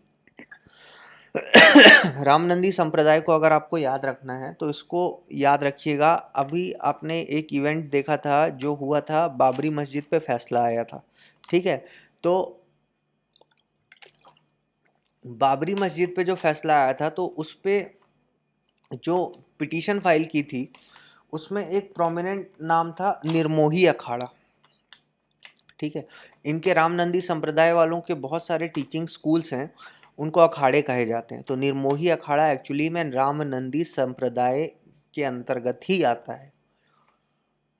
अयोध्या में राम मंदिर का विवाद था ये, राम मंदिर के अंदर निर्मोही अखाड़ा के ही जो संप्रदाय के, ये रामनंदी संप्रदाय के जितने भी पुजारी हैं वो एक्चुअली में सर्व वही लोग करते हैं।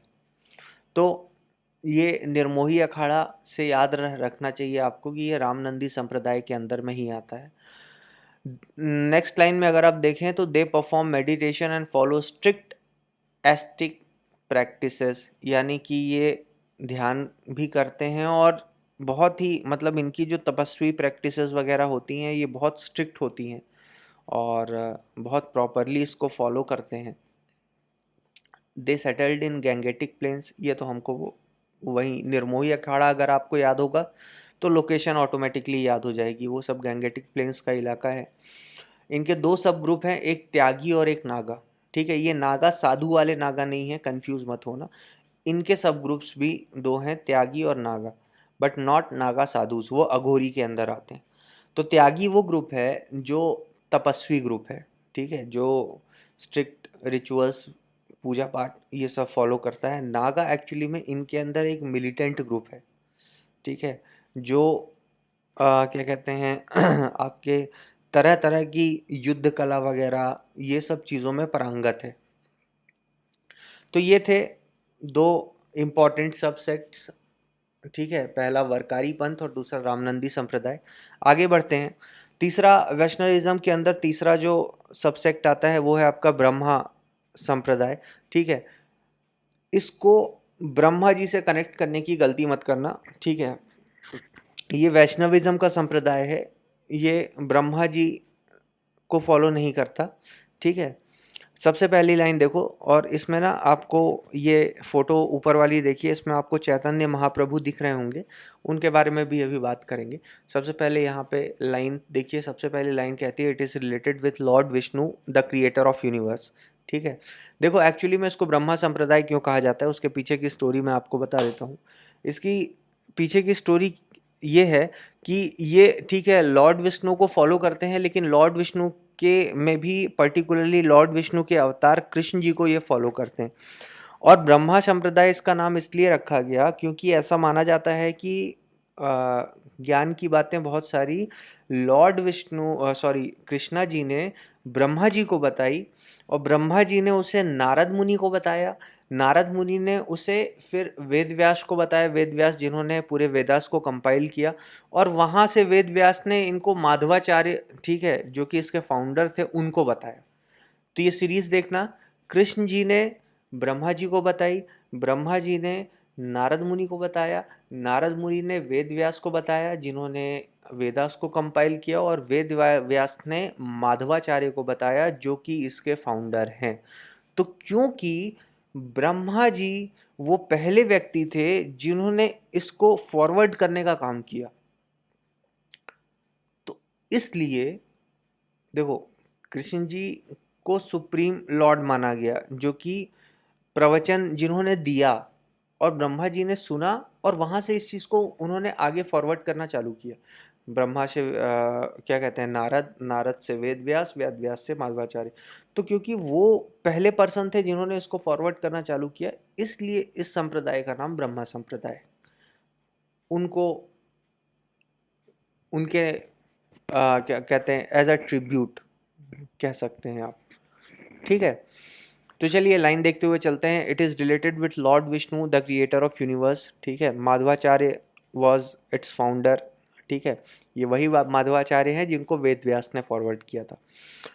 This subset worship Lord Krishna, तो विष्णु के कौन से रूप को ये वर्शिप करते हैं, कृष्णा को करते हैं। उसके बाद की ये वाली लाइन वही जो स्टोरी मैंने आपको शॉर्ट में बताई कि this subsect is known as Brahma because lord Krishna gave spiritual knowledge to Brahma and Brahma gave it to Narad Muni and Narad gave it further, so because Brahma was the first receiver and initiator of with this forwarding, hence his name was attached to this subsect. तो यही है as a tribute, ठीक है। Chaitanya Mahaprabhu is associated with Brahma Sampradaya. Chaitanya महाप्रभु बहुत बड़ा नाम है, अगर आप बंगाल, उड़ीसा ये सब एरिया में चले जाएं, ठीक है। चैतन्य महाप्रभु वही हैं जिन्होंने गौड़िया वैष्णविज्म को के फाउंडर रहे हैं वो, ठीक है। गौड़िया वैष्णविज्म एक्चुअली में देखिए पुराने समय में साउथ में द्रविडियन लोग थे, तो वो इंडिया को दो पार्ट में डिवाइड किया गया।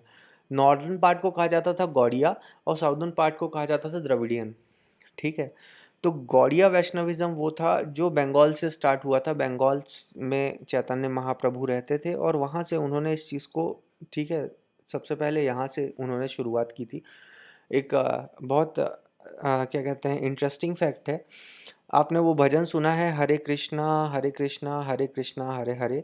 इस चीज़ की शुरुआत गौड़िया वैष्णविज्म से ही हुई थी। इसी में ये टर्म सबसे पहले, ठीक है, यहाँ पे यूज़ किया गया था, हरे कृष्णा हरे कृष्णा हरे हरे। तो यहीं से शुरुआत हुई थी। तो ये था गौड़िया वैष्णविज्म, जिसको चैतन्य महाप्रभु ने बंगाल में स्टार्ट किया था और बंगाल से ये पूरा, ठीक है, फिर बाकी एरिया में धीरे धीरे स्प्रेड हुआ। तो ये था ब्रह्मा संप्रदाय, दैट इज ब्रह्मा सबसेक्ट। ठीक है, नेक्स्ट लाइन अगर आप देखें तो ये कहता है कि ISKCON, that is the international society for Krishna consciousness, 1966 में इसकी नींव रखी गई थी, बिलोंग्स टू दिस संप्रदाय। देखिए आप लोगों ने इसका नाम नहीं सुना होगा मोस्ट प्रोबेबली, बट 90s के टाइम पे ये संप्रदाय जो है वो बहुत फेमस था। ठीक है, 90s के टाइम पे इसलिए फेमस था क्योंकि 90s के टाइम पे ये संप्रदाय एक्चुअली, मैं थोड़ा सा इसका बेसिक मैं आपको बता देता हूँ। इसका फाउंडेशन रखा गया था यूनाइटेड स्टेट्स ऑफ अमेरिका में। 150 से ज़्यादा टेम्पल्स हैं इस संप्रदाय द्वारा, मतलब ये जो ग्रुप है, क्या कहते हैं, इस्कॉन, इसके द्वारा 150 से ज़्यादा टेम्पल्स का निर्माण किया गया है पूरे विश्व में। इनके एजुकेशनल स्कूल्स हैं, ठीक है, और इनके बहुत सारे अलग अलग और भी क्या कहते हैं, सोशल एक्टिविटीज़ में ये इन्वॉल्व रहते हैं। तो ये जो संप्रदाय है ये न्यूज़ में आ गया था अचानक से 1990s में के समय में, जब 90s के दौर में, जब चाइल्ड अब्यूज़ का केस फाइल किया गया था इस संप्रदाय, सॉरी, इस इस्कॉन के खिलाफ। और उसके बाद ये काफ़ी ज़्यादा चर्चा में आ गया। हालांकि अभी भी ये एक्टिव हैं, इनके मंदिर एक्टिव हैं, सब चीज़ें चल रही हैं, लेकिन उस समय काफ़ी सारे लोग इसका नाम जानने लगे। तो ये जो इस्कॉन है वो भी इसी ब्रह्मा संप्रदाय से ही रिलेटेड है। ब्रह्मा संप्रदाय को ही पूरी दुनिया में फैलाने के लिए इसका निर्माण किया गया था 1966 में। कहाँ पे? यूएसए के अंदर। अभी तो लगभग बहुत सारे देशों में इनकी पहुंच है। ठीक है, इनके मंदिर हैं, एजुकेशनल पूरे इंस्टीट्यूट्स वगैरह हैं। तो ये है पूरी कहानी ब्रह्मा संप्रदाय की, जो तीसरा संप्रदाय है वैष्णविज्म के अंदर। चौथे संप्रदाय की अगर आप बात करेंगे तो वो है पुष्टि मार्ग संप्रदाय। ठीक है, देखिए अभी तक आपने देखा, सबसे पहले मैं आपको बताऊं, सबसे पहले आपने देखा वरकारी, ठीक है, जो कि विट्ठल यानी कि विठोवा की पूजा करते हैं। उसके बाद आपने देखा रामानंदी, जिन्होंने राम जी की पूजा की। उसके बाद आप ब्रह्मा संप्रदाय देख रहे हैं, ब्रह्मा संप्रदाय कृष्णा जी की पूजा कर रहे हैं। पुष्टि मार्ग की बात करें तो ये भी लॉर्ड कृष्णा को ही वर्शिप करते थे। ठीक है, वल्लभाचार्य इनके फाउंडर थे, 1500 एडी में इन्होंने फाउंडेशन रखी थी। ठीक है, और ये ज़्यादा वाइड स्प्रेड है नहीं, ये पर्टिकुलरली नॉर्थ और वेस्टर्न इंडिया में ही पाए जाते हैं, खासकर राजस्थान में। ठीक है, श्रीनाथ जी टेम्पल है उदयपुर में, ये इनका सबसे होली प्लेस है। ये संप्रदाय इसलिए इम्पोर्टेंट है क्योंकि ये ना एस्टिक लाइफस्टाइल को फॉलो नहीं करता, ये तपस्वी जीवन को फॉलो नहीं करता, ये ना हाउस होल्ड लाइफस्टाइल को फॉलो करते हैं कि गृहस्थ जीवन में रहो और भगवान की पूजा करते चलो। और रास लीला वगैरह, ठीक है, इसका जो कृष्ण जी की रास लीला वगैरह थी उसको बहुत ज़्यादा ये फॉलो करते हैं।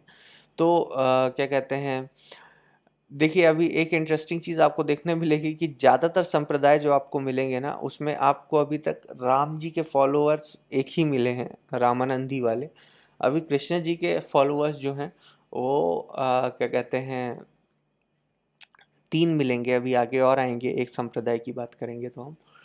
तो कहने का मतलब ये है कि सीधे शांत मर्यादा पुरुषोत्तम की दुनिया में कोई पूछ नहीं है। चंचल व्यक्ति को, थोड़ा बदमाश व्यक्ति को, उसको ज़्यादा पूछा जाता है। ठीक है, तो ये जो संप्रदाय है, ये इन्होंने तपस्वी जीवन के बजाय, ठीक है, हाउस होल्ड लाइफस्टाइल को ज़्यादा प्रेफरेंस दी और उसी पे चलते हुए, ठीक है, ये कृष्ण जी को फॉलो करते हैं। आई होप ये दोनों संप्रदाय आपको समझ में आए होंगे। इसमें ऐसा कोई टफ नहीं है, लेकिन आपको याद रखना होगा क्योंकि इससे क्वेश्चन अराइज होते हैं, हम बात करेंगे उसकी। और नेक्स्ट अगर आप देखेंगे तो वो है निम्बरका संप्रदाय। इसके बारे में बहुत ज़्यादा है नहीं क्योंकि ये बहुत ज़्यादा ऐसा इतना तेज़ी से वाइड स्प्रेड है नहीं बाकी संप्रदाय के मुकाबले। तो इसको एक्चुअली में हिंदी में इसको हंस कहते हैं, हम्स भी कहते हैं। तो इसको हम्स संप्रदाय, कुमार संप्रदाय के नाम से भी जाना जाता है। ये राधा कृष्ण को फॉलो करते हैं, ये भी रासलीला और ये सारे चीज़ों को ठीक है, बहुत प्रोमिनेंटली उसको क्या कहते हैं, स्पेस देते हैं। ये 7th सेंचुरी में फाउंड किया गया था निम्बरका द्वारा, और सेंट निम्बरका द्वारा फाउंड किया गया था, और इसीलिए इसका नाम भी निम्बरका संप्रदाय पड़ा है। ठीक है, ये भेद अभेद की फिलॉसफी पे जीते हैं, मतलब ये कहते हैं कि ह्यूमन और गॉड जो है वो अलग भी हैं और नहीं भी हैं। तो ये उस फिलॉसफी को फॉलो करते हुए आगे बढ़ते हैं। तो ये पांच सॉरी ये 5 इम्पॉर्टेंट संप्रदाय जो आपने अभी देखे, सबसे पहले वरकारी देखा आपने, उसके बाद आपने देखा रामानंदी, उसके बाद ब्रह्मा, ब्रह्मा के बाद आपने देखा पुष्टि मार्ग, पुष्टि मार्ग के बाद आपने देखा निम्बरका संप्रदाय। अब बात करते हैं ये 5 अब इसमें से वैष्णविज्म के अंदर निम्बरका तो उतना प्रोमिनेंटली है नहीं। 4 मेजर संप्रदाय जो हैं, जो सबसे ज़्यादा बोले जाते हैं वही हैं, वरकारी हो गया आपका, ब्रह्मा हो गया आपका, रामानंदी हो गया, और पुष्टि मार्ग हो गया। अब आ जाइए, हम सब सेक्ट्स ऑफ शैविज्म की बात करते हैं। वो सारे लोग जो शिव को सुप्रीम लॉर्ड मानते हैं, तो उनकी अगर बात की जाए तो सबसे पहले अगर इस सब सेक्ट में देखेंगे तो सबसे पहले आते हैं सिद्धा। ठीक है, सिद्धा यानी कि सिद्ध। सिद्ध वो लोग होते हैं जिन्होंने सिद्धि प्राप्त कर ली है, जिनको सारा ज्ञान हो गया, जीवन के रहस्य सब पता चल गया, इन्होंने योग, तपस्या और बाकी माध्यम से सिद्धि प्राप्त कर ली है। जो स्पिरिचुअलिटी होती है ये उन्होंने अटेन कर ली है। तो इनको बहुत सारे नामों से जाना जाता है, सिद्धर, स्नात, ठीक है, आपके एस्टिक, उसके बाद साधु, योगी, ठीक है, इनको बहुत सारे नामों से जाना जाता है। ये सब साधना प्रैक्टिस करते हैं। साधना मतलब क्या कहते हैं, तपस्या।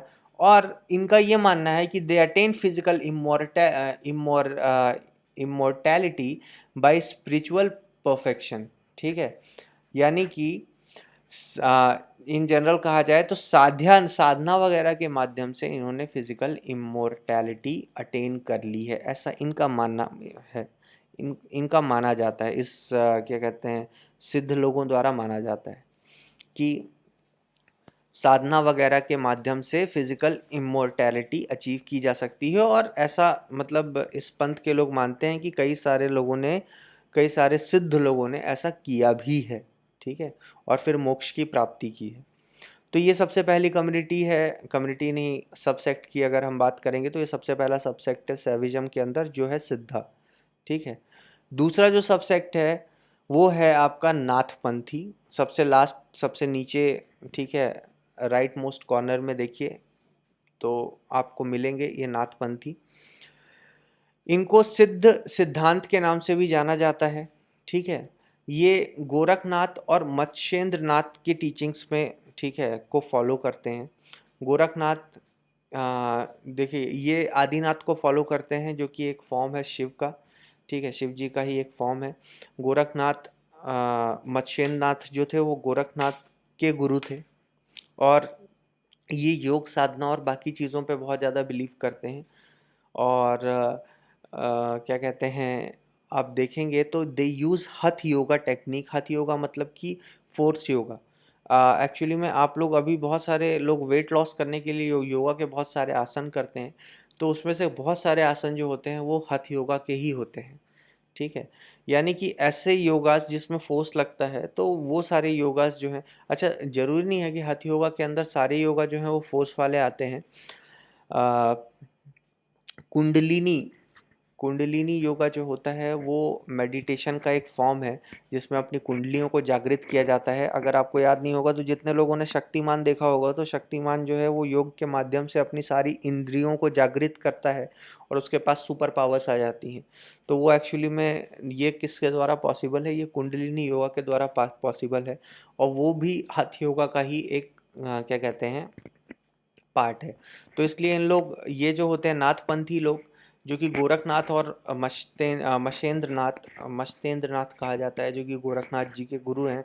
गोरखपुर जिला जो है यूपी का, ठीक है, वहाँ इनका मठ है।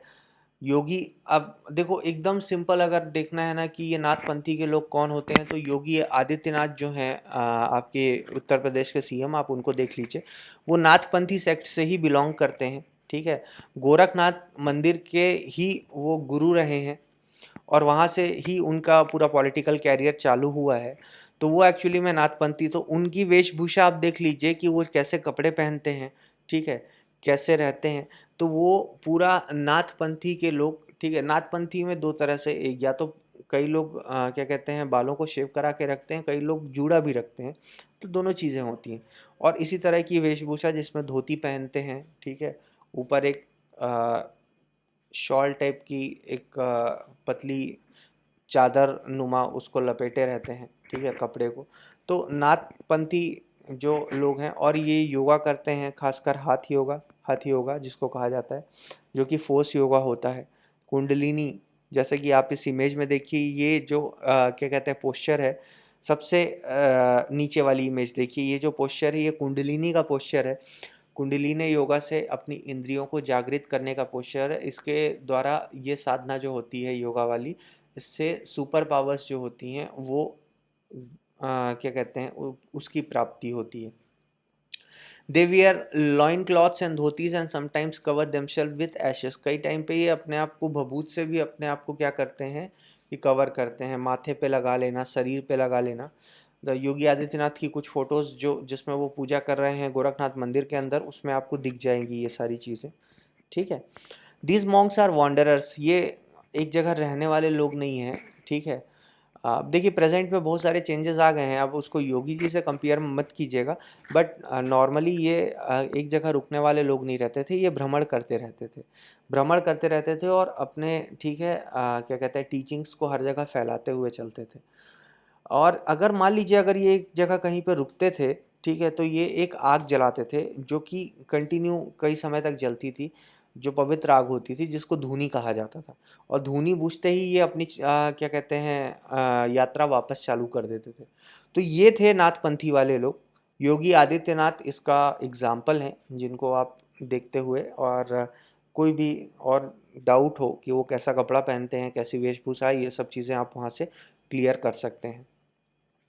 नेक्स्ट अगर आप बात करें तो ये बहुत इंपॉर्टेंट है, ये है लिंगायत, ठीक है।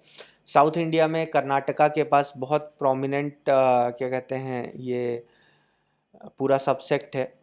इनको वीर शैविज्म भी कहा जाता है। देखो कई ऑर्थोडॉक्स लिंगायत वाले जो लोग हैं ना वो ये कहते हैं कि वीर शैविज्म अलग है और लिंगायत अलग है, बट स्टिल ज़्यादातर लोग ये बिलीव करते हैं कि वीर शैविज्म और लिंगायत जो हैं वो एक ही हैं।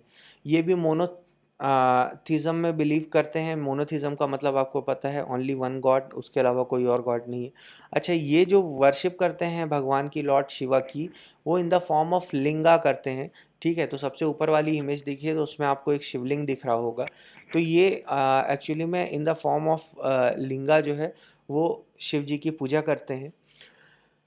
और 12 ज्योतिर्लिंग जो है वो ये सब इन इन लोगों के होली प्लेसेस हैं। उज्जैन मान लीजिए या वाराणसी का काशी विश्वनाथ मंदिर मान लीजिए, ठीक है। जब मैं छोटा था और मैं काशी विश्वनाथ मंदिर जाता था वाराणसी में, तो मैं वहाँ पे जब साउथ इंडिया से बहुत सारे लोगों को देखता था तो मुझे ऐसा लगता था कि साउथ इंडिया में शिव जी की पूजा नहीं होती, ठीक है। तो मैं थोड़ा-सा शॉक्ड हो जाता था कि ये समझ में नहीं आया। लेकिन उसके बावजूद अब मुझे समझ में आता है कि ज़्यादातर लिंगायत वाले जो सेक्ट वाले लोग हैं, वो इन ज्योतिर्लिंगों के दर्शन टाइम टू टाइम करते रहते हैं क्योंकि ये उनके होली प्लेस है। क्योंकि ये मोनोथिस्टिक है और ये शिवलिंग की ही पूजा करते हैं। अदर कोई फॉर्म में ये जाते नहीं हैं, ठीक है। और साथ ही साथ ये वेदा और कास्ट सिस्टम को भी पूरी तरह से रिजेक्ट करते हैं, ये उसको मानते ही नहीं है। तो नेक्स्ट नेक्स्ट लाइन आपकी यही कह रही है कि they rejects the authority of Veda and caste system. ठीक है। ये ट्रेडिशन जो है वो 12वीं सेंचुरी में, ठीक है, बासवन्ना ने स्टार्ट की थी। उनकी फ़ोटो आपको दिख रही होगी, वही सबसे ऊपर वाली फ़ोटो देखिए। और ये बासवन्ना ने कहाँ पे स्टार्ट की थी? ये कर्नाटका के एरिया के पास इन्होंने इस ट्रेडिशन को इस्टेब्लिश किया और वहाँ से ये सिस्टम जो है वो चालू हुआ। और आज तो सब इसके बारे में जान ही रहे हैं। ठीक है। नेक्स्ट अगर आप आ जाइए तो वो है दशनामी। ठीक है। आपको आदि शंकराचार्य की फ़ोटो, द मिडिल वन देखिए, उसमें आदि शंकराचार्य की फ़ोटो दिख रही होगी। आदि शंकराचार्य ने इस ट्रेडिशन की शुरुआत की थी, नींव रखी थी। और इस ट्रेडिशन का नाम है दशनामी। दशनामी इसलिए क्योंकि इनके 10 अलग अलग छोटे छोटे सब ग्रुप हैं। ठीक है। उसमें पूरा डिवीज़न जो है वो जितने भी क्या कहते हैं दशनामी संत हैं, उनका पूरा डिवीज़न इन अलग अलग ग्रुप्स में किया गया है। ठीक है। तो एक्चुअली में ये जो फॉलो करते हैं वो है अद्वैता वेदांता ट्रेडिशन। वेदांता ट्रेडिशन मतलब वेदांत वो ट्रेडिशन है जिसमें नॉलेज पे जोर दिया गया है, और वो नॉलेज गेन करने का जरिया क्या बताया गया है? वेदा, कि वेद को पढ़िए और वेद से नॉलेज गेन कीजिए। तो ये एक्चुअली में, और अद्वैता का मतलब होता है आत्मा, आत्मा। ठीक है। तो ये आत्मा और वेद, इन दोनों के मिश्रण से बना हुआ है। तो ये एक्चुअली में नॉलेज गेन करना, आत्म नॉलेज गेन करने की जो पूरी साइकिल है थ्रू वेदास, ठीक है, ये उसको फॉलो करते हैं। ये आदि शंकराचार्य द्वारा स्टार्ट किया गया था। 10 नामी इसलिए कहा जाता है क्योंकि 10 ग्रुप्स में डिवाइडेड है। ये सब बातें हमने पहले से कर ली। ये सन्यासी ट्रेडिशन फॉलो करते हैं, मोह माया से, देश दुनिया से दूर ये सन्यासी ट्रेडिशन फॉलो करते हैं। ठीक है। 4 मठ हैं जिसको आदि शंकराचार्य ने खुद इस्टेब्लिश किया था भारत के 4 अलग अलग कोनों में, ईस्ट वेस्ट नॉर्थ साउथ। ठीक है। और यही इनके सबसे होली प्लेस हैं जहाँ पे क्या कहते हैं 10 नामी सन्यासी जो हैं वो सबसे मिलेंगे आपको, जो वहाँ पे शिक्षा ले रहे हैं। नेक्स्ट जो है आपके अघोरीज हैं। अघोरी मैंने पहले भी बाहर कहा था कि इनको कई सारे लोग कल्ट में कंसीडर करते हैं, लेकिन कई सारे लोग इनको सैविज्म के अंदर कंसीडर करते हैं। ठीक है। कल्ट में इसलिए करते हैं क्योंकि इनकी जो क्या कहते हैं प्रैक्टिसेस हैं, ये ट्रेडिशनल बिल्कुल नहीं है। बाकी सबकी तो फिर भी आपको कहीं ना कहीं जो हिंदू ट्रेडिशन के अनुसार कहीं ना कहीं मिल जाएगी। इनकी प्रैक्टिसेस जो हैं वो थोड़ी सी मतलब कॉन्ट्राडिक्टरी हैं, कंट्रोवर्शियल मानी जाती हैं। ये शिव के भैरव के रूप को की पूजा करते हैं। तो दे प्रे शिव एज भैरवा। भैरवा यानी कि मृत्यु के देवता। ठीक है। जिनको शिव जी को ही कहा जाता है। ये पोस्टमार्टम रिचुअल्स में इंगेज होते हैं। ठीक है। शमशान में बैठ के पूजा करते हैं, हड्डियों को पहनते हैं। ठीक है। इनके अलंकार हड्डियां होती हैं। पूरे जो लाशें हैं जिनको जला दिया जाता है उसके जो राख होते हैं उसको पूरी बॉडी में लगाते हैं। तो ये कुछ ऐसे पोस्टमार्टम रिचुअल्स के साथ ये क्या करते हैं, इंगेज रहते हैं। इनकी प्रैक्टिसेस को कंसीडर किया जाता है sometimes contradictory to orthodox Hinduism. हमने ऑलरेडी बात कर ली। ठीक है। ये एक्सट्रीम तामसिक और रिचुअल प्रैक्टिसेस में इन्वॉल्व रहते हैं। अब वो तो एक्सट्रीम तामसिक तो आप मान ही लीजिए कि किसी की लाश जली है तो उसके भभूत को पूरे शरीर में रगड़ना और ये सारी चीज़ें।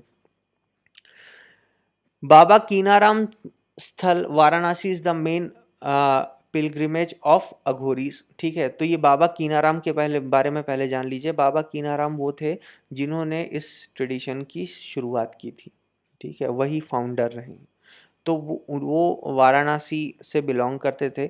और वाराणसी में ही जो क्या कहते हैं बाबा कीनाराम स्थल है, वही इनका सबसे होली प्लेस है जहाँ पे सारे अघोरीज जो हैं वो दर्शन करने के लिए जाते हैं।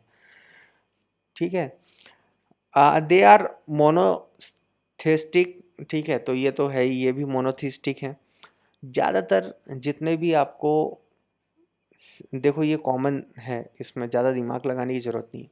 जितने भी आपको सब सेक्ट्स मिलेंगे ना वो सब मोनोथिस्टिक है। ठीक है। वो किसी एक भगवान से ज़्यादा दूसरे भगवान की पूजा कर ही नहीं रहे। तो ये भी मोनोथिस्टिक हैं। और ये सैल्वेशन, जो मोक्ष की प्राप्ति, इनका ये मानना है कि सैल्वेशन की प्राप्ति होती है साधना के द्वारा, और वो साधना इन लोग कहाँ करते हैं जो क्रीमेशन ग्राउंड्स वगैरह यानी कि शमशान वगैरह उन सब जगहों पे साधना करते हैं। आप कभी वाराणसी आपको घूमने जाने का मौका मिले तो वहाँ पे मणिकर्णिका घाट जो है, जहाँ पे लाशों को जलाया जाता है, ठीक है, वहाँ पे आपको उसके आसपास पूरे अघोरी मिल जाएंगे। कभी मौका मिले तो जाके देखना। नेक्स्ट है सिद्धर। ये थोड़ा सा अलग है, ज़्यादा मतलब इंटेलेक्चुअल हैं ये लोग। ये तमिलनाडु से बिलोंग करते हैं, ठीक है।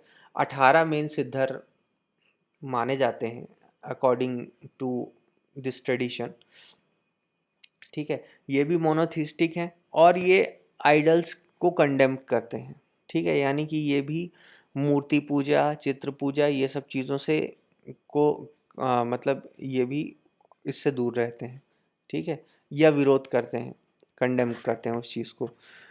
सिद्धर्स were saint, doctors, alchemist etcetera. इन इस जो ट्रेडिशन है इसके अंदर जो भी सेंट वगैरह थे वो स्पेशलाइज्ड थे, वो मतलब डॉक्टर्स भी थे जड़ी बूटियों और बाकी चीज़ों का, ऑलकेमिस्ट वगैरह भी थे, ठीक है। और आपको अगर याद होगा तो मैं आपको बताऊंगा, आपने देखा होगा, आपने कहीं ना कहीं इमेज देखी होगी कि कोई सेंट या संत साधु बैठा है और वो पाम लीफ में कुछ लिख रहा है, पाम के पत्तों में कुछ लिख रहा है, वो सिद्धर्ष ही है। तो नेक्स्ट लाइन आप देखिए, they wrote their findings in the form of poem in palm leaf, ठीक है। अपनी फाइंडिंग्स को वो पोएम के रूप में पाम लीफ में लिखा करते थे। अच्छा, एक इम्पॉर्टेंट चीज़ और है, ये अगर आपको ये याद रखना है कि ये शैविज़म के सबसेक्ट क्यों हैं, ठीक है, ये लॉर्ड शिवा के फॉलोअर क्यों हैं, तो उसके लिए मैं आपको बता दूं, आपको याद होगा नंदी जी जो हैं वो शिव जी के सवारी हैं, जो बैल हैं, नंदी द बुल, ठीक है, वो शिव जी के की सवारी माने जाते हैं। और आपने अगर आपका महादेव और ये शिव जी को लेके बहुत सारे सीरियल आते रहते हैं, अगर आपने कभी देखा होगा तो आपने देखा होगा कि जब मौका मिलता है जब भी, तो नंदी बैठ के शिव जी से ज्ञान लेते रहते हैं। आपने देखा होगा, बहुत सारे समय ऐसा आपने देखा होगा। तो जब जब मौका मिलता है तो नंदी जी क्या करते हैं, अपने नॉलेज को और ज़्यादा बढ़ाने के लिए शिव जी से प्रवचन सुनते रहते हैं, बीच बीच में ज्ञान लेते रहते हैं, देश दुनिया के बात बताते हैं और फिर उनसे बहुत सारे प्रवचन सुनते रहते हैं। तो एक्चुअली में ये माना जाता है कि 18 जो मेन सिद्धर थे उसमें से एक सबसे मेन सिद्धर जो थे वो नंदी जी थे, ठीक है। और क्योंकि नंदी जी तो शिव जी का वाहन ही है, इसलिए सिद्धर्स जो हैं वो शिव जी को ही की ही पूजा करते हैं। They follow Shaivism because Nandi bull is one of the Siddhars, ठीक है। इनके अपने कुछ, क्योंकि ये एक्सपेरिमेंटल लोग हैं, इनके कुछ सीक्रेट रसायन थे, ठीक है।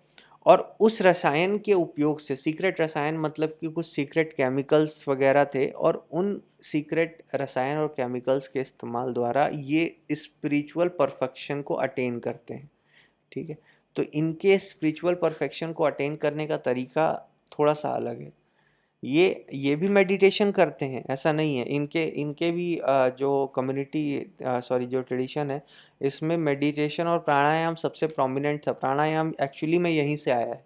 ये प्राणायाम करते थे, सांस को रोकते थे और सांस को रोकने से अपनी लाइफ साइकिल बढ़ाते थे, क्योंकि ऑक्सीजन को ज़्यादा से ज़्यादा देर तक अंदर रखते थे और उस ऑक्सीजन को फुल्ली यूटिलाइज होने देते थे बॉडी में।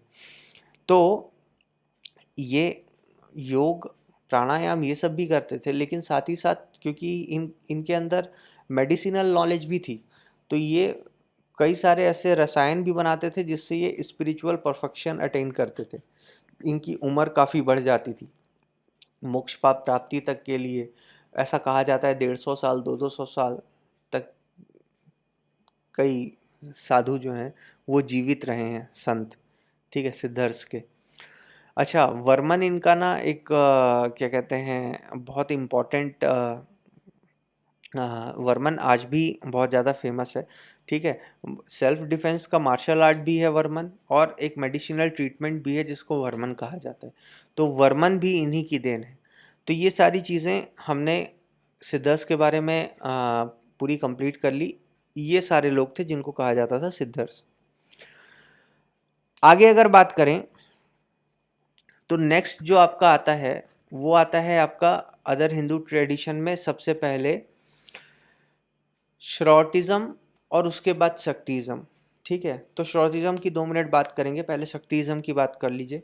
ठीक है, तो शक्तिज्म में सबसे पहले हमने क्या बोला था आपको कि शक्तिज्म में जो सबसे इम्पोर्टेंट चीज़ है वो है तंत्र। तंत्र को बहुत ज़्यादा प्रोमिनेंट माना गया है, तंत्र पे बहुत ज़्यादा फोकस किया गया है, और हमने ऑलरेडी इस तंत्र मंत्र और ये सारी चीज़ों की बात की थी। तो शक्तिज्म के अंदर जो 3 सबसे मेन सेक्ट आते हैं वो आते हैं काडी विद्या, हाडी विद्या और साडी विद्या। ठीक है, ये सब सेक्ट्स हैं शक्तिज्म के अंदर। ये वेस्ट बंगाल और उड़ीसा में पाए जाते हैं। ठीक है, और इसके अंदर सारे ये सब तंत्र से ही रिलेटेड हैं, और अब इनकी प्रैक्टिसेस इतनी ज़्यादा होती नहीं है, होती भी है तो गुप्त रूप से होती है, बहुत ज़्यादा खुल के तो होती नहीं है। तो इसके बारे में इतना प्रोमिनेंटली ज़्यादा, ठीक है, डिटेल में कुछ खास है नहीं जानने के लिए। बस इतना जानिएगा कि अगर शक्तिज्म के सबसेक्ट की बात करें तो काडी विद्या, हाडी विद्या, साडी विद्या, ये बंगाल और उड़ीसा के एरिया में इनकी पॉपुलेशन है, और यही 3 सबसे प्रोमिनेंट सबसेक्ट हैं किसके, शक्तिज्म के, और ये तीनों तंत्र और मंत्र से रिलेटेड है। ठीक है, अब एक और चीज़ की बात करते हैं श्रॉटिज्म की। ठीक है, ये शैविज्म में नहीं आता, ये एक्चुअली में चारों में किसी में नहीं आता। ठीक है, ये अलग ट्रेडिशन फॉलो करने वाले लोग हैं। ठीक है, ये ultra orthodox Namboodiri Brahmins of Kerala, सबसे पहली लाइन पढ़िएगा।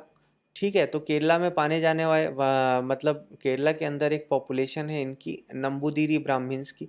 नंबूदिरी ब्राह्मण्स इसलिए कहा जाता है क्योंकि नंबूदिरी वो थे जिन्होंने क्या कहते हैं इस चीज़ की नींव रखी थी, ये श्रॉटिज्म की। और ये पूर्व मीमांसा स्कूल ऑफ फिलॉसफी को फॉलो करते हैं। पूर्व मीमांसा स्कूल ऑफ फिलॉसफी क्या है उसके बारे में आगे जब हम फिलॉसफी इसी थोड़ा कुछ लेक्चर्स के बाद उसको पढ़ेंगे तो वो आपको क्लियर हो जाएगा।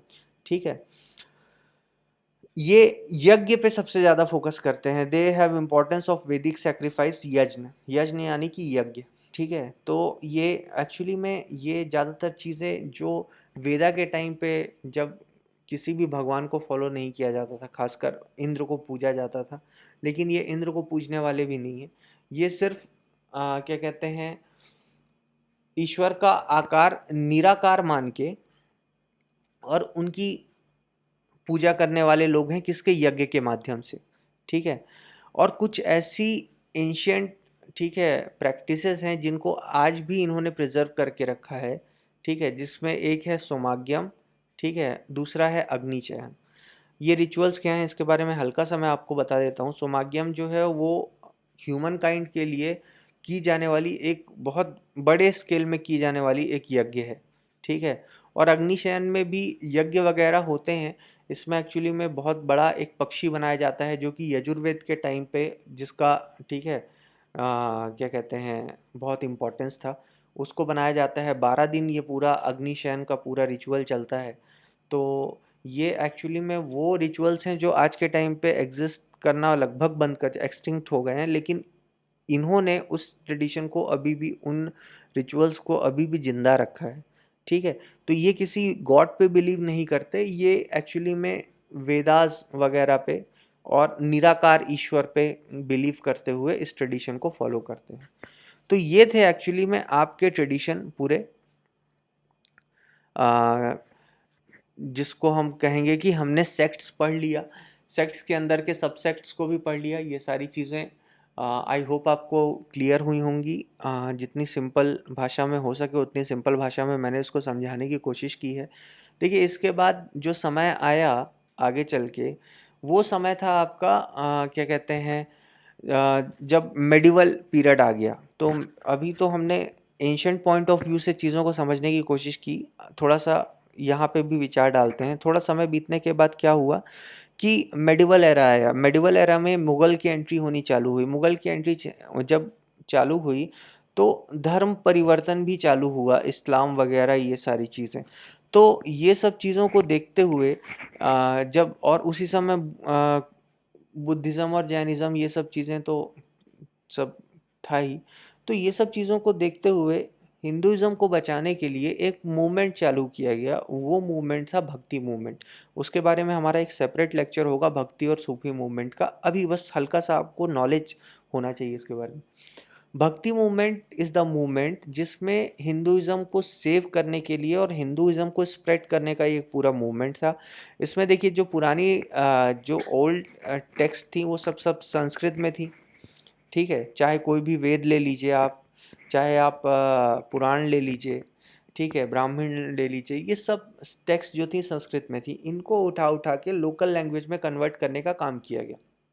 क्योंकि हर कोई संस्कृत के अंदर पारंगत था नहीं, तो हर कोई वेदों से, पुराण से अपने आप को कनेक्ट ही नहीं कर पा रहा था, और कनेक्ट नहीं कर पा रहा था तो उसको अपने धर्म के बारे में ज़्यादा जानकारी नहीं मिल रही थी, और उसी समय दूसरी तरफ एक लोगों को इस्लाम में कन्वर्ट किया जा रहा था, ये सारी चीज़ें भी हो रही थी। तो या मतलब गलत वे में बोल गया मैं, लोगों का लोग इस्लाम में कन्वर्ट हो रहे थे, ठीक, कन्वर्ट किया जा रहा था, is not a proper word. इस्लाम में कई लोग इस्लाम धर्म अपना रहे थे, कोई बुद्धिज्म अपना रहा था, कोई जैनिज्म अपना रहा था। तो हिंदुइज्म को कहीं ना कहीं बचाने के लिए इन्होंने क्या किया, भक्ति मूवमेंट स्टार्ट किया। तो ये भक्ति मूवमेंट साउथ में अलग अपना चला, नॉर्थ में अलग चला, ठीक है? तो ओल्ड एंशियंट स्क्रिप्ट जितनी भी हैं उनको उठा के जो संस्कृत में थी उनको चेंज किया गया लोकल लैंग्वेजेस में, ठीक है? ताकि वो जनता समझ सके, जब पढ़े तो अपने धर्म को समझ सके और उस धर्म से कनेक्ट होना चालू हो, ठीक है? वैष्णविज़्म बहुत 13th सेंचुरी तक वैष्णविज़्म बहुत तेज़ी से स्प्रेड हो रहा था, बहुत सारे लोग उसके साथ जुड़ रहे थे, ठीक है? 13th सेंचुरी के आते आते वैष्णविज़्म को उस समय मेडिवल पीरियड में अलवर के नाम से जाना जाता था, अलवार भी कहते हैं। शैविज़्म भी बहुत तेज़ी से फैल रहा था, और मेडिवल पीरियड में शैविज़्म को आ, नयनार के नाम से जाना जाता था। नयानार, नयानार भी कहते हैं कुछ लोग, नयनार भी कहते हैं, ठीक है? उस नाम से जाना जाता था। तो ये मेडिवल पीरियड में ये भक्ति मूवमेंट चालू हुआ। उसके बाद अगर आगे की शिफ्ट में आप देखेंगे तो आगे की शिफ्ट में आ गया मॉडर्न फेज। मॉडर्न फेज यानी कि ब्रिटिशर्स का अराइवल आ गया। ब्रिटिशर्स अपने साथ वेस्टर्न कल्चर लेके आए, तो वेस्टर्न कल्चर में इक्वालिटी, ठीक है, और एम्पावरमेंट, इन सब चीज़ों को बहुत ज़्यादा क्या कहते हैं, प्रायोरिटीज़ दी जाती हैं, प्राथमिकता दी जाती है। तो ये सब चीज़ें जब हम लोगों को, भारतीय लोगों को पता चली, ठीक है, तो उनको समझ में आया कि हमारे धर्म में तो बहुत सारे क्या कहते हैं, बहुत सारी चीज़ें जो हैं वो सही नहीं हैं, ठीक है? और बहुत सारे डिस्क्रिमिनेशन हैं, वो कास्ट सिस्टम है, तो ये है, तो वो है, तो हाई प्रिविलेज, लो प्रिविलेज, और ये सारी चीज़ें। तो दुनिया जहान के इतने सारे प्रॉब्लम्स हैं कि जिसको चेंज होना बहुत ज़रूरी है। तो वहाँ से फिर जब मॉडर्न एरा आया उसके बाद से बहुत सारे, ठीक है, मूवमेंट्स ऐसे चालू किए गए जो जिन्होंने जो ऑर्थोडॉक्स ट्रेडिशन है जिसमें बहुत सारी कमियां, लूप होल्स थे, उनको दूर करने की कोशिश की गई। उसमें से जैसे एक आप जानते होंगे बहुत प्रोमिनेंटली, जिसको क्या कहते हैं, आपका ब्रह्मो समाज कहा जाता है, ब्रह्मो मूवमेंट, ब्रह्म मूवमेंट, ठीक है? राजा राम मोहन रॉय ने इसको इसकी स्थापना की थी। इसी ने क्या कहते हैं, ब्रह्म समाज ने ही सती मूवमेंट और सती जो है, ये सब जो सोशल इविल्स हैं इनको ख़त्म करने में मदद की थी। एक्चुअली में राजा राम मोहन राय के जो बड़े भाई थे, उनकी जब मृत्यु हुई थी तो उनकी जो क्या कहते हैं भाभी थी, वो खुद, उन्होंने सती प्रथा फॉलो की थी, और वो चीज़ जब उन्होंने देखा तो उनको लगा कि ये बहुत बड़ा सोशल इविल है, और वहाँ से उनकी विचारधारा बदली और उन्होंने ब्रह्म समाज की स्थापना की, ठीक है?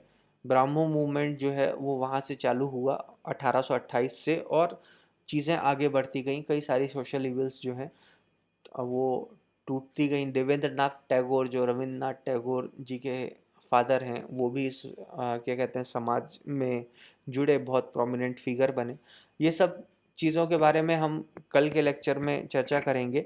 आज के लेक्चर में मैं यहीं तक, ठीक है, आपको चीज़ों को कंप्लीट करके दे रहा हूँ। इसको रिवाइज ज़रूर कीजिएगा। ये जितने भी सेक्ट्स हैं हिंदुइज़्म के अंदर, हमारा नेक्स्ट लेक्चर जो होगा वो इसके आगे हम क्या कहते हैं, जो रिफॉर्म मूवमेंट्स वगैरह हैं उनकी बात करते हुए पूरा ये हिंदुइज्म से रिलेटेड जितना भी सेक्शन है इसको कंप्लीट करते हुए आगे बढ़ेंगे। आई होप आपको चीज़ें पसंद आई होंगी। कोई भी डाउट होगा तो आप उस टेलीग्राम के ग्रुप में अपना डाउट बेझिझक पूछ सकते हैं, ठीक है, या मुझे पर्सनली व्हाट्सएप कर सकते हैं। हम उस चीज़ को क्लियर करने की कोशिश करेंगे। और आशा करता हूँ, लॉकडाउन अभी लेटेस्ट न्यूज़ आप सभी को पता है, लॉकडाउन 2 हफ्ते के लिए बढ़ा दिया गया है। हालांकि कई सारी छूट मिली हैं but still coaching educational institute वगैरह अभी बंद रहेंगे। तो अभी ये लॉकडाउन का सिलसिला कुछ चलने वाला है। मेरे लिए राहत की बात यह है कि मुझे घर जाने के लिए मिल जाएगा, क्योंकि फॉर्चुनेटली दुर्ग भी ग्रीन जोन में है और जहाँ मैं जा रहा हूँ सीधी वो भी ग्रीन जोन में है। तो अब देखते हैं, उम्मीद तो करते हैं कि परमिशन मिल जाए। आप लोग कंटिन्यू रखिए, क्योंकि मैं आधी ही स्लाइड आज कंप्लीट कर पाया हूँ, क्योंकि बहुत ज़्यादा मुझे ऐसा लग रहा है कि काफ़ी समय से रिकॉर्डिंग हो रही है। और आधी स्लाइड जो है वो मैं, क्योंकि वो बनी हुई है तो वो मैं कल के कल ही आपको रिकॉर्ड करके और अपलोड कर दूंगा। उसके बाद 2 दिन के बाद आपका बुद्धिज़्म और जैनिज़्म पे भी एक स्लाइड, क्या कहते हैं, पूरी स्लाइड्स की लिस्ट, पूरा लेक्चर आपके सामने आ जाएगा। चलिए इसी बात पे आपसे विदा कर लेते हैं। गुड नाइट और अच्छे से पढ़िए।